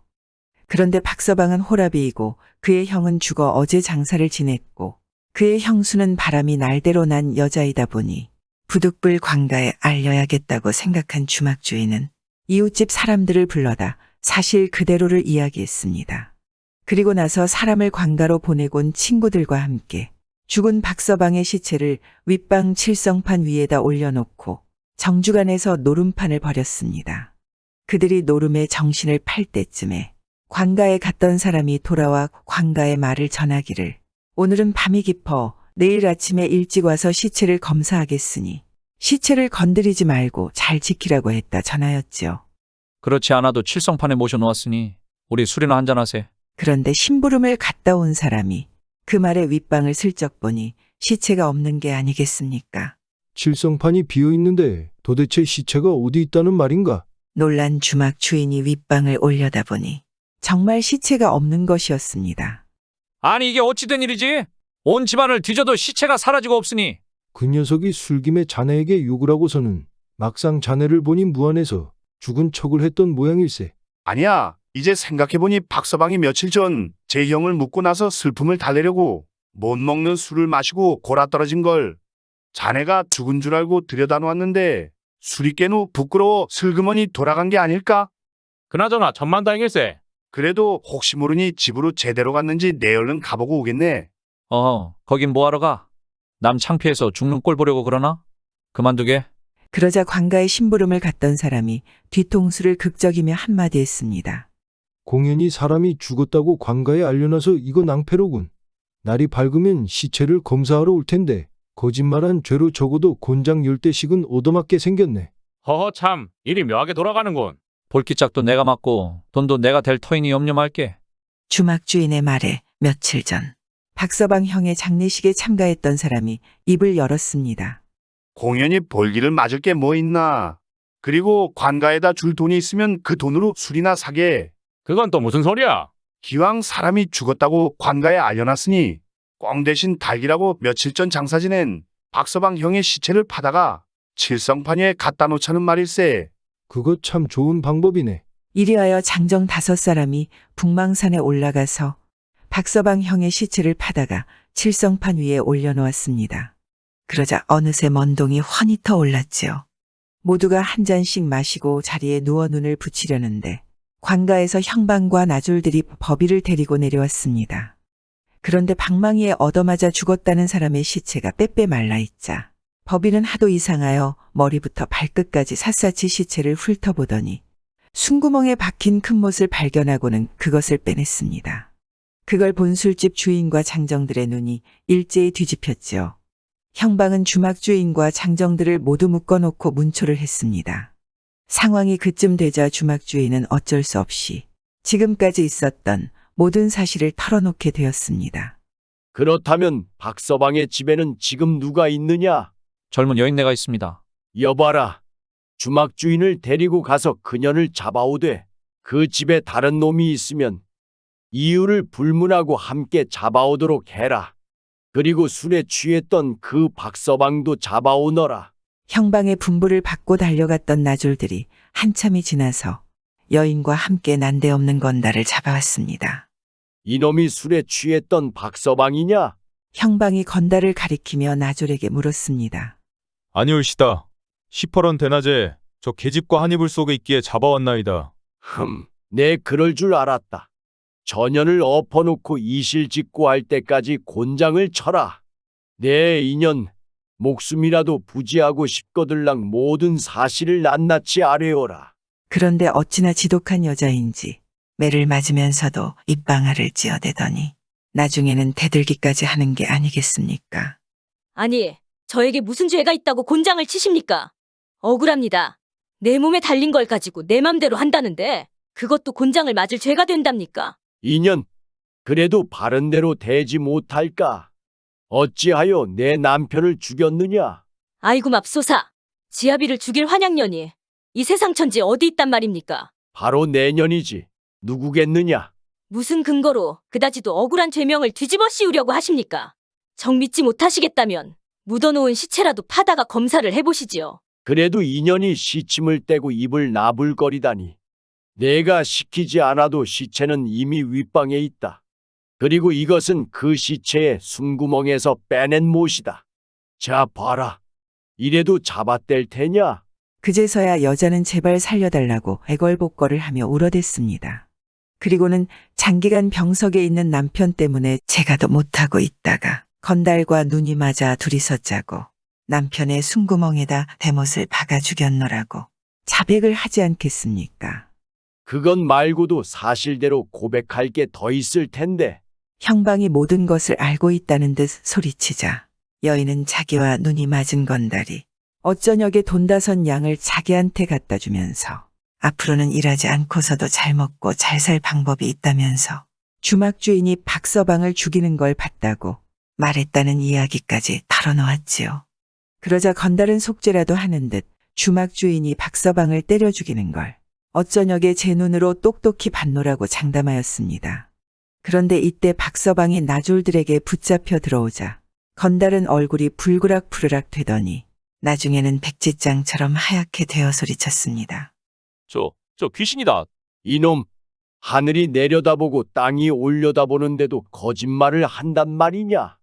전연놈들을 모두 관가로 끌고 가도록 해라. 형방의 명령에 건달과 여자는 관가로 끌려갔습니다. 그러게 세상에 비밀이 어디 있단 말입니까? 드러날 일은 언젠가는 다 드러나는 것이 세상의 이치 아니겠습니까? 맞은 놈은 펴고 자고 때린 놈은 오그리고 잔다 하지 않습니까? 그런데도 온갖 개교와 술수로 세상을 사는 사람들을 보면 그도 참 딱한 일 아니겠습니까?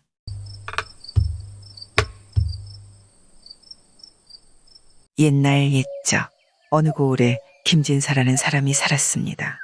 김진사는 젊어서 아리따운 아내를 얻어 행복하게 잘 살았지만 얼마 후 아내는 아들을 낳다 그만 목숨을 잃고 말았지요. 그리고 10여 년이 지난 후 김진사는 후처를 들여 또 아들을 낳게 되니 그의 슬하에는 배다른 자식들이 있게 됐습니다. 김진사는 두 아들을 애지중지 키웠습니다. 그런데 어느 날부터인가 후처가 큰 아들을 괄시하는 것을 알아차린 김진사는 고민하다 서둘러 아들을 장가 보내기로 하였지요. 그리고 아들이 장가를 가는 날 김진사는 후행으로 아들의 뒤를 따랐습니다. 그런데 이게 웬일인가요? 첫날 밤에 그만 신방의 괴한이 뛰어들어 아들의 목을 잘라가는 일이 벌어지고 말았지요. 신부의 아버지는 깜짝 놀란 나머지 딸을 결박지어 뜰 아래에 꿇어앉히고 몽둥이 찜질을 하며 문초했습니다. 내 인연 같이 자던 신랑이 죽었으니 이게 무슨 일이냐? 필시 내 숨기는 일이 있는 것이 틀림없다. 바른대로 이실직 구하여라. 하지만 첫날 밤 신랑을 잃은 신부도 비통스럽고 원통하기만 하였지요. 아비에게 매질을 당하며 느끼는 고통이 어디 첫날 밤 신랑을 잃은 고통에 비하겠습니까? 그저 눈물만 주룩주룩 흘렀습니다.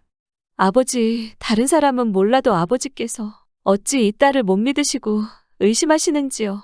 소녀, 티끌 만한 죄라도 있다면 이 자리에서 벼락을 맞을 것입니다. 이를 옆에서 지켜보던 김진사 역시 며느리를 의심하기는 마찬가지였지요. 분명 며느리에게 다른 사내가 있거나 며느리를 탐내던 놈이 벌인 일일 것이라고 생각했습니다.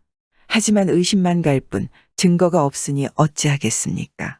장례식 날 하염없이 눈물을 흘리던 며느리는 흐느끼는 목소리로 시아버지인 김진사에게 말했습니다. 아버님, 소녀 이미 김씨 가문의 사람이 되었으니 죽은 서방님을 따라 함께 묻히겠나이다. 신부는 관을 붙들고 통곡하였지요. 김진사가 보니 며느리가 정령 아들을 죽였다면 제 아무리 연극을 한다 한들 어찌 저다지도 슬퍼할 것이냐는 생각이 들었습니다. 그래 김진사는 피눈물을 삼키며 며느리를 꾸짖었습니다. 쫓아가긴 어딜 쫓아간다는 게냐? 죽은 사람은 죽은 사람이고 이왕 일이 된 바에야 산 사람이라도 잘 살아서 죽은 사람의 원수도 갚고 누명도 벗어야 하지 않겠느냐? 김진사는 그렇게 말하고 새 며느리를 집으로 데려왔지요. 하지만 신랑 없는 새 신부의 시집살이가 어떠하겠습니까? 하루에도 12번 죽을 생각을 했다가도 남편의 원수를 갚고 누명을 벗어야지 하시던 시아버지의 말이 귓가에 쟁쟁해 그만두기를 또 12번 하였지요. 신부는 생각하고 또 했습니다. 그런데 아무리 생각을 해봐도 자기 집안이나 마을에서 남편을 죽일 만한 원한을 가진 사람은 없는 게 분명했지요. 그러면 분명 신랑의 집안이나 마을 사람 중에 남편을 죽인 원수가 있을 것이 분명했습니다. 그날 이후로 신부는 밤이면 옷을 갈아입고 고을 사람들의 말을 엿듣고 다녔습니다. 낱말은 새가 듣고 반말은 쥐가 듣는다 하지 않습니까? 신부는 그렇게 쥐처럼 범인을 찾아 나선 것이죠. 그러기를 석 달이 흘렀습니다. 어느 날 밤 신부는 옷을 갈아입고 몰래 집을 빠져나가려 했습니다. 그런데 시댁 머슴 놈이 술이 얼근하여 마님의 방으로 들어가더니 큰 소리를 치는 것이 들려왔습니다. 내일 하더니 벌써 석 달이 지났소. 더는 못 참겠소. 어찌하여 이 야심한 밤에 머슴 놈이 감히 내 당에 들어 저리 큰 소리를 친단 말인가요? 너무도 이상한 모습에 신부는 저도 모르게 문으로 다가가 귀를 바짝 대고 엿들었지요. 그따위 소리는 귀에 못이 박히도록 들었소. 그 돈만 없애주면 넌 열맞이기에다가 갓난이랑 혼인도 시켜주고 살림도 나게 해준다더니 이 중에 무엇 하나 성사된 것이 없지 않소? 목소리 좀 낮추시게. 이 사실이 영감 귀에라도 들어가는 날에는 자네나 나나 죽음을 면치 못할 것인데 왜 그러는가? 대체 이게 무슨 소리인가요? 놀란 신부는 문창호지에 조심스럽게 구멍을 내고 방안을 훔쳐보았습니다. 이래 죽으나 저래 죽으나 죽기는 마찬가지니 난 겁나지 않소. 겁이 나면 내 앞에서 종문서를 태워버리고 갓난이와 혼인이나 시켜주시오. 이 사람아, 자네도 알다시피 영감이 두문불출하고 아무도 만나지 않고 있는데 말을 할 새가 어디 있어야지. 그리고 며느리가 집으로 들어올지 내 어찌 알았겠는가? 조금만 더 기다려보시게. 그리고 여기 단량을 줄 터이니 내일 아침 해장술이나 하시게. 그까지 돈으로 또 나를 얼러보려고요. 어림없소이다. 이왕 주려면 잔치할 만큼의 돈을 주시든지. 내게 그런 돈이 있으면 진작 주었지.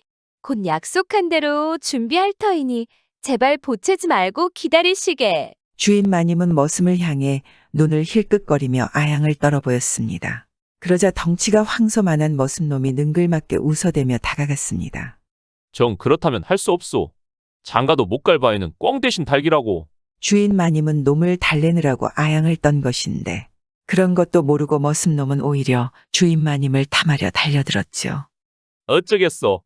내 요구를 들어주겠소. 아니면 영감님께 이실 짓고 할까? 머슴놈이 협박을 하며 덤벼들자 막다른 골목에 몰린 주인 마님은 아무 소리도 할 수 없었지요. 좋아, 그럼 약조하시게. 이 다음부터는 아무 소리도 안 할 터인가? 그러자 머슴놈은 기다렸다는 듯 해에 웃으며 주인 마님을 끌어안았지요. 그야 물론이죠. 문구멍으로 그 꼴을 지켜보던 며느리는 그만 구역질이나 물러서서 시아버지에게 고하려다가 다시 생각해 보았습니다. 연놈이 수작을 부려 남편을 죽인 것이 분명하기는 한데 이렇다 할 증거가 없었지요. 신부는 증거를 찾아야겠다는 생각이 들어 그 길로 머슴놈의 집 안으로 숨어들어 놈이 오기를 기다렸습니다. 그리고 한참을 기다리니 머슴놈이 오는 것이 보였지요. 그리고 또 잠시 후 여인의 목소리도 들렸습니다. 아니, 사람을 오라고 해놓고는 뭘 하느라 이제서야 오는 거예요? 땅 문서와 돈을 받아온다 했으니 오늘은 분명히 받아왔겠지요? 심통난 소리로 잔소리를 해대는 여인은 분명 갓난이었습니다. 글쎄, 조금만 더 기다려보라 하네. 새며느리가 집으로 들어오는 바람에 일이 꼬였다나? 그러니 일단 좀 기다려보자고. 네, 그럴 줄 알았어요. 물러터진 당신이 여우 같은 그 계집한테 또 속았지 별 수 있겠어요? 그렇지 않아도 그 여우 같은 것이 내가 베어온 머리를 보고 내다 묻으라고 하는 걸 내 뒷일을 생각해서 그 집 다락에 있는 궤 속에다 넣어두었네. 여차하면 내 다 뒤집어 씌울 준비가 돼 있으니 걱정 마시게. 그래요. 일단은 종문서를 돌려주고 잔치할 돈을 줄 때까지 없애면 안 돼요. 알았죠? 걱정 마시게. 그래도 내가 한마디 하니까 발바리처럼 손을 싹싹 비비며 눈물 콧물 쥐어짜면서 내 품속으로 기어들던갈. 이 머슴놈이 흥분해서 해서는 안 될 말까지 내뱉으니 갓난이는 그 소리에 입술을 파르르 떨었습니다. 뭐라고? 그러니까 그 짓을 하느라고 이제야 왔다는 말이지? 그년이 지은 죄가 구리니까 이제는 입을 막자고 머슴놈과 그 짓까지 해. 내 가만히 있을 줄 알아? 인연이 말이면 단 줄 알아? 머슴놈은 말을 해놓고는 아차 싶었는지 힘으로 갓난이를 누르려고 오히려 화를 냈지요. 큰 소리 치면 누가 무서워할 줄 아나? 인연이 환장했나? 주먹 맛을 봐야 알겠어. 머슴놈이 달려들어 갓난이를 두들겨 패는지 큰 소리가 나고 이윽고 여자의 발악 소리가 들려왔지요. 상황이 이쯤 되자 모든 것이 분명해 보였습니다. 며느리는 김진사가 거처하는 사랑채로 달려갔지요. 아버님 계시옵니까? 누구냐? 아버님, 저 아버님 며느리옵니다. 아버님께 긴히 여쭐 말씀이 있사오니 문 좀 열어주십시오. 아니, 내가 이 밤중에 어인일이냐? 며느리는 무릎을 꿇고 앉아 인사를 올린 후 자기가 남편의 원수를 갚기 위해 석 달 동안이나 남몰래 변장을 하고 돌아다닌 경과를 이야기했습니다. 아버님, 원수를 찾았습니다. 무엇이? 그래, 어느 놈이더냐? 바로 이 집안에 있사옵니다. 내 집안에 범인이 있다고? 며느리가 자초지종을 이야기하자 김진사는 놀라지 않을 수 없었지요. 김진사는 그럴 법도 하지만 나와 같이 사는 아내여 명색이 계모인데 설마 자식을 죽이는 일을 했을까 하고 생각하다가 말없이 자리를 차고 일어나 곧 다락으로 갔습니다. 그리고 궤장마다 들춰보다가 마지막 궤 속에서 첫날 밤 입었던 옷에 꽁꽁 쌓여진 아들의 목을 찾아냈습니다. 김진사는 그 길로 내당으로 달려가 후처 앞에 아들의 목을 내놓았습니다. 후처는 으악 소리를 지르며 뒤로 벌렁 자빠졌습니다. 김진사는 후처의 머리채를 거머쥐고 소리를 질렀습니다. 인연 살고 싶다면 사실대로 낱낱이 불어라. 후처는 자기가 직접 죽인 것은 아니니 아들까지 낳고 사는 부부지간에 설마 내쫓기까지 할까 싶어 사실대로 말했지요. 내가 낳은 자식한테 재산을 넘겨주려고 그놈을 시켜서 죽이게 했사옵니다. 그런데 어찌하여 하필 첫날 밤에 죽였느냐? 그래야 며느리가 범인으로 몰릴 것 같아 그랬습니다. 김진사는 하인들에게 냉큼 머슴놈을 붙잡아 오라고 소리쳤습니다. 머슴놈이 끌려오자 후처와 함께 결박하여 광에 쳐넣고 밖에서 못질을 했죠. 그런 다음 창고를 털어 하인과 머슴에게 재물을 나눠주고 모두 갈대로 가라 하고는 손수집과 창고에 불을 질렀습니다. 며느라이야, 내가 너를 볼 면목이 없구나. 김진사는 백지에다 붓으로 무언가를 써서 품속에 넣고는 며느리와 같이 뒷산으로 가서 아들을 다시 매장하였습니다. 며느리가 남편의 무덤에 쓰러져 하도 슬피 우는 게 이상해서 김진사가 슬그머니 눈치를 보니 아니나 다를까 며느리는 품속에서 비수를 꺼내 자결을 하려 했습니다. 김진사가 천둥같이 소리를 치며 비수를 쥔 며느리의 손을 걷어차니 비수가 땅에 떨어졌죠. 얘야, 공연한 생각이다. 한 번 죽은 사람이야 돌이킬 수 없는 일이라지만 산 사람이 무엇 때문에 이유 없이 죽겠느냐. 젊어 고생은 금을 주고도 못 사며 또 고진감래라는 말도 있지 않느냐. 너처럼 마음 곱고 절개 있는 앞길이 구말리 같은 청춘이 죽기는 왜 죽느냐. 내 너의 부친께 상세한 이야기를 써보내니 이걸 가져다 드리고 너도 팔자를 고쳐 잘 살도록 해라. 아버님은요? 내 걱정은 말고 어서 떠나도록 해라. 며느리를 친정으로 떠나보낸 김진사는 고향 산천을 한 바퀴 휘 돌아보고는 그 길로 깊은 산중에 절로 들어 중이 되었다 합니다. 귀한 자식을 먼저 보낸 아비의 마음을 누가 과연 헤아리겠습니까? 빈손으로 와 빈손으로 가는 인생, 인생무상, 세옹지마라 하죠. 때론 그 말도 참 맞는 말인 것 같습니다.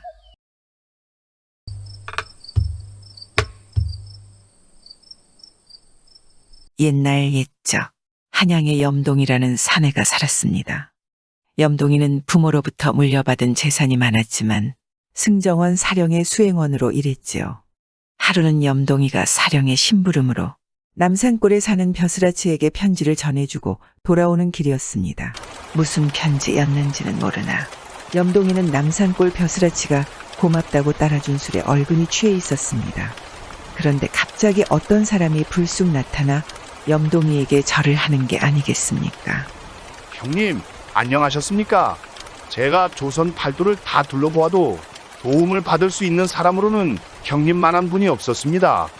염동이는 대뜸 나타나 아는 채 하는 사내를 물끄러미 쳐다보았습니다.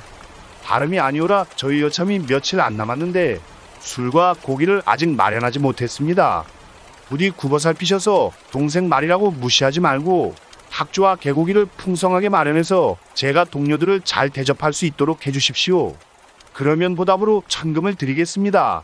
이때는 7월 보름이었는데 밤은 이미 깊어 삼경쯤 되었고 계속 내리던 비도 멎어 밝은 달이 구름 사이로 나타났습니다.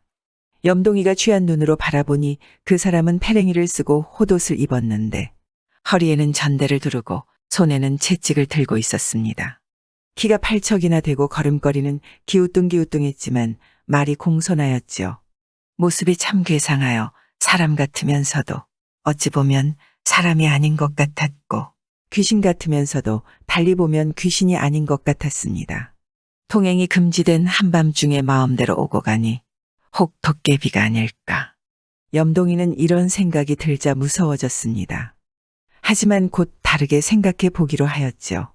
사람은 양이고 귀신은 음이니 근본이 서로 다르지. 그러니 저것이 나에게 화를 끼칠 수는 없을 거야. 또 옛날부터 저런 도깨비 무리와 잘 사귀어서 돈을 번 사람도 많다더군. 염동이가 그 사람에게 물었습니다. 당신은 뭘 하는 사람이요? 허참은 몇인날 하오? 사람들은 저를 김첨지라 부릅니다. 허참은 내일 모레 하기로 약속되어 있습니다. 형님과 저는 전생의 인연이 있어 그걸 믿고 제가 이렇게 형님을 번거롭게 하네요. 술과 고기는 얼마나 가져다 주면 모자라지 않겠소? 술 10마리과 개 5마리 정도면 적당하겠습니다.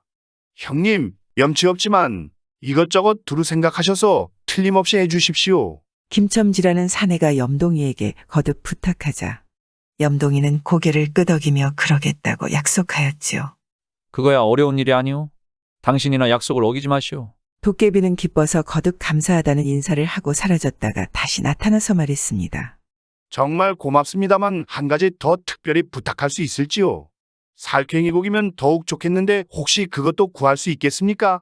이왕 남을 위해 마련하는데 그걸 구하는 게 뭐가 어렵겠어. 다만 내일 모레는 너무 촉박하니 닷새쯤 시간을 주면 아주 잘 준비할 수 있을 것 같은데 어떻소? 예, 그 정도는 제가 밀어볼 수 있을 것 같습니다. 우리는 동대문 밖 청계천에 있는 영도다리 위에서 모일 것이니 형님은 밤이 이슥해지면 혼자 거기로 와주십시오. 집에 돌아와서 염동이는 집안 사람들에게 사촌의 부탁을 받았다는 핑계를 대고 술과 고기를 마련했습니다. 살쾡이 30마리도 구하여 약과 소금을 넣고 잘 삶았지요. 아니 그 살쾡이 고기는 누가 먹는다고 이리 많이 준비하였어요. 집안에 먼 친척벌 되는 동생이 자기도 손님 대접한다고 특별히 부탁한 것이라 어쩔 수 없었소. 염동이의 부인은 살쾡이 고기를 보고 몸서리쳤습니다. 대체 어느 친척이 저리 흉측한 고기를 먹는지 몰랐지만 서둘러 삶아서 보내야만 속이 편할 것 같아 더 묻지 않았습니다. 닷새째가 되자 염동이는 그것들을 동대문 박청계천 가로 옮겨놓고 김첨지를 기다렸습니다. 밤이 깊어지자 물오리들이 숲속에 깃들이고 풀숲에 이슬이 맺혔습니다. 구름 사이로 달이 얼굴을 내밀었다가는 다시 구름 속으로 사라졌습니다. 만물이 고요한 삼경인데 반딧불이들만이 숲속을 넘나들며 사람의 수심을 자아냈지요. 한참을 어둠 속에서 기다리던 염동이는 지루한지 연신 자리에서 일어섰다 앉았다 하였습니다. 사방을 둘러보았지만 아무것도 나타나지 않으니 답답한지 한숨만 내쉬었습니다. 내가 그날 술에 취해 헛것을 보고 약속을 했나? 그게 도깨비였다면 사람과 한 약속은 꼭 지킬 텐데 참 이상도 하지. 그때 반신반의하면서 고개를 들어보니 멀리에서 들불이 수십 개 타오르고 있었습니다. 영도 다리 아래에도 들불이 수십 개 밝은 빛을 내고 있었습니다. 들불은 밝아졌다 어두워졌다를 반복하고 반딧불인지 반짝이는 불빛들이 이리저리 돌아다니다 염동이에게 점점 가까워졌죠. 염동이는 한쪽에 몸을 숨기고 조심히 그 모습을 살폈습니다. 기괴한 형체의 도깨비들이 수십 명은 되어 보였습니다. 가장 높은 자리에 앉은 도깨비는 머리에 뿔이 하나나 있고 털은 붉고 몸뚱이는 새파랬습니다. 바로 사람들이 야차라고 부르는 것이었죠. 야차가 좌우를 둘러보고 물었습니다. 적각은 어디 있느냐? 그러자 한 도깨비가 달려오는데 자세히 보니 닷새 전에 만난 김첨지였습니다. 야차가 적각을 보자 물었지요. 너의 허참은 어떻게 하려느냐? 곧 음식을 가져올 것입니다. 주인은 어떤 사람이냐? 염동이라는 사람입니다. 그리고 적각이 자그마한 소리로 염동이를 불렀습니다. 형님, 어디 계십니까? 그 소리에 몸을 숨기고 있던 염동이가 앞으로 나왔습니다. 적각이 염동이를 보자 아주 반가워하며 도깨비들 앞으로 데리고 가 소개시켜 주었죠. 그러자 염동이를 본 도깨비들이 말했습니다. 다른 사람들은 모두 우리를 꺼리는데 이 사람은 우리를 싫어하지 않으니 진짜 우리의 주인이 될 만하네. 그 말에 염동이가 술과 안주를 내놓자 도깨비들은 특히 살쾡이 고기를 보고 환장을 하고 덤벼드는 게 아니겠습니까? 아주 좋은 안주로세. 새 주인 덕에 모처럼 살쾡이 고기를 다 맛보네. 도깨비들은 실컷 먹고 취한 뒤 염동이에게 말했죠. 우리는 주인을 위해 온갖 보물을 구할 수 있지요. 그동안 우리에게 주인이 없어 배가 고파 견디기 힘들었소이다. 당신은 우리를 믿어주는 사람이니 과연 우리 주인이 될 만하오. 부디 당신의 집 구석진 곳에서 달마다 한 번씩만 우리가 마음껏 먹도록 해주시구려. 그러면 당신에게도 큰 재물이 생길 것이오. 염동이는 도깨비의 손을 마주 잡고 대답했습니다. 불감청 고소원이라고 마음은 간절하나 감히 청하지 못했는데 그렇게만 된다면 얼마나 좋겠소. 그럼 내일 밤 당신 집에서 다시 만납시다. 단 우리가 만나는 것은 비밀로 해주시오. 괜히 사람들에게 알려 번거롭게 하지 않는 게 좋겠지요. 첫 달기 울자 도깨비들은 술에 취해 비틀거리면서 사라졌습니다. 염동이도 집으로 돌아와 다시 술과 안주를 준비했죠. 그날 밤 삼경이 되어 주위가 고요해지니 도깨비들이 또 모여들었습니다. 모두들 저마다 가져온 물건들을 마당에 쌓아놓으니 값으로 따지면 천금도 넘을 것 같았습니다. 물건들이 비록 변변찮지만 그냥 정을 표시하는 것이니 받아주시오. 이것을 두루 사용하더라도 별 탈은 없을 것이오. 그때부터 도깨비들은 빠뜨리지 않고 매달 같은 날에 찾아왔습니다. 10년이 지나자 염동이는 재산이 수만금에 이르는 부자가 되었지만 이제는 도깨비들 끼니 챙기기가 실증이 났습니다. 매달 집안 식구들에게 말도 못하고 살쾡이 고기를 삶아대는 것도 일이지만 이제는 재산도 가질 만큼 가졌기도 하였죠. 염동이는 도깨비들과 이별할 궁리를 하였지만 도무지 방법이 없었습니다. 그러던 어느 날 밤 염동이는 적각에게 나지막이 말했습니다.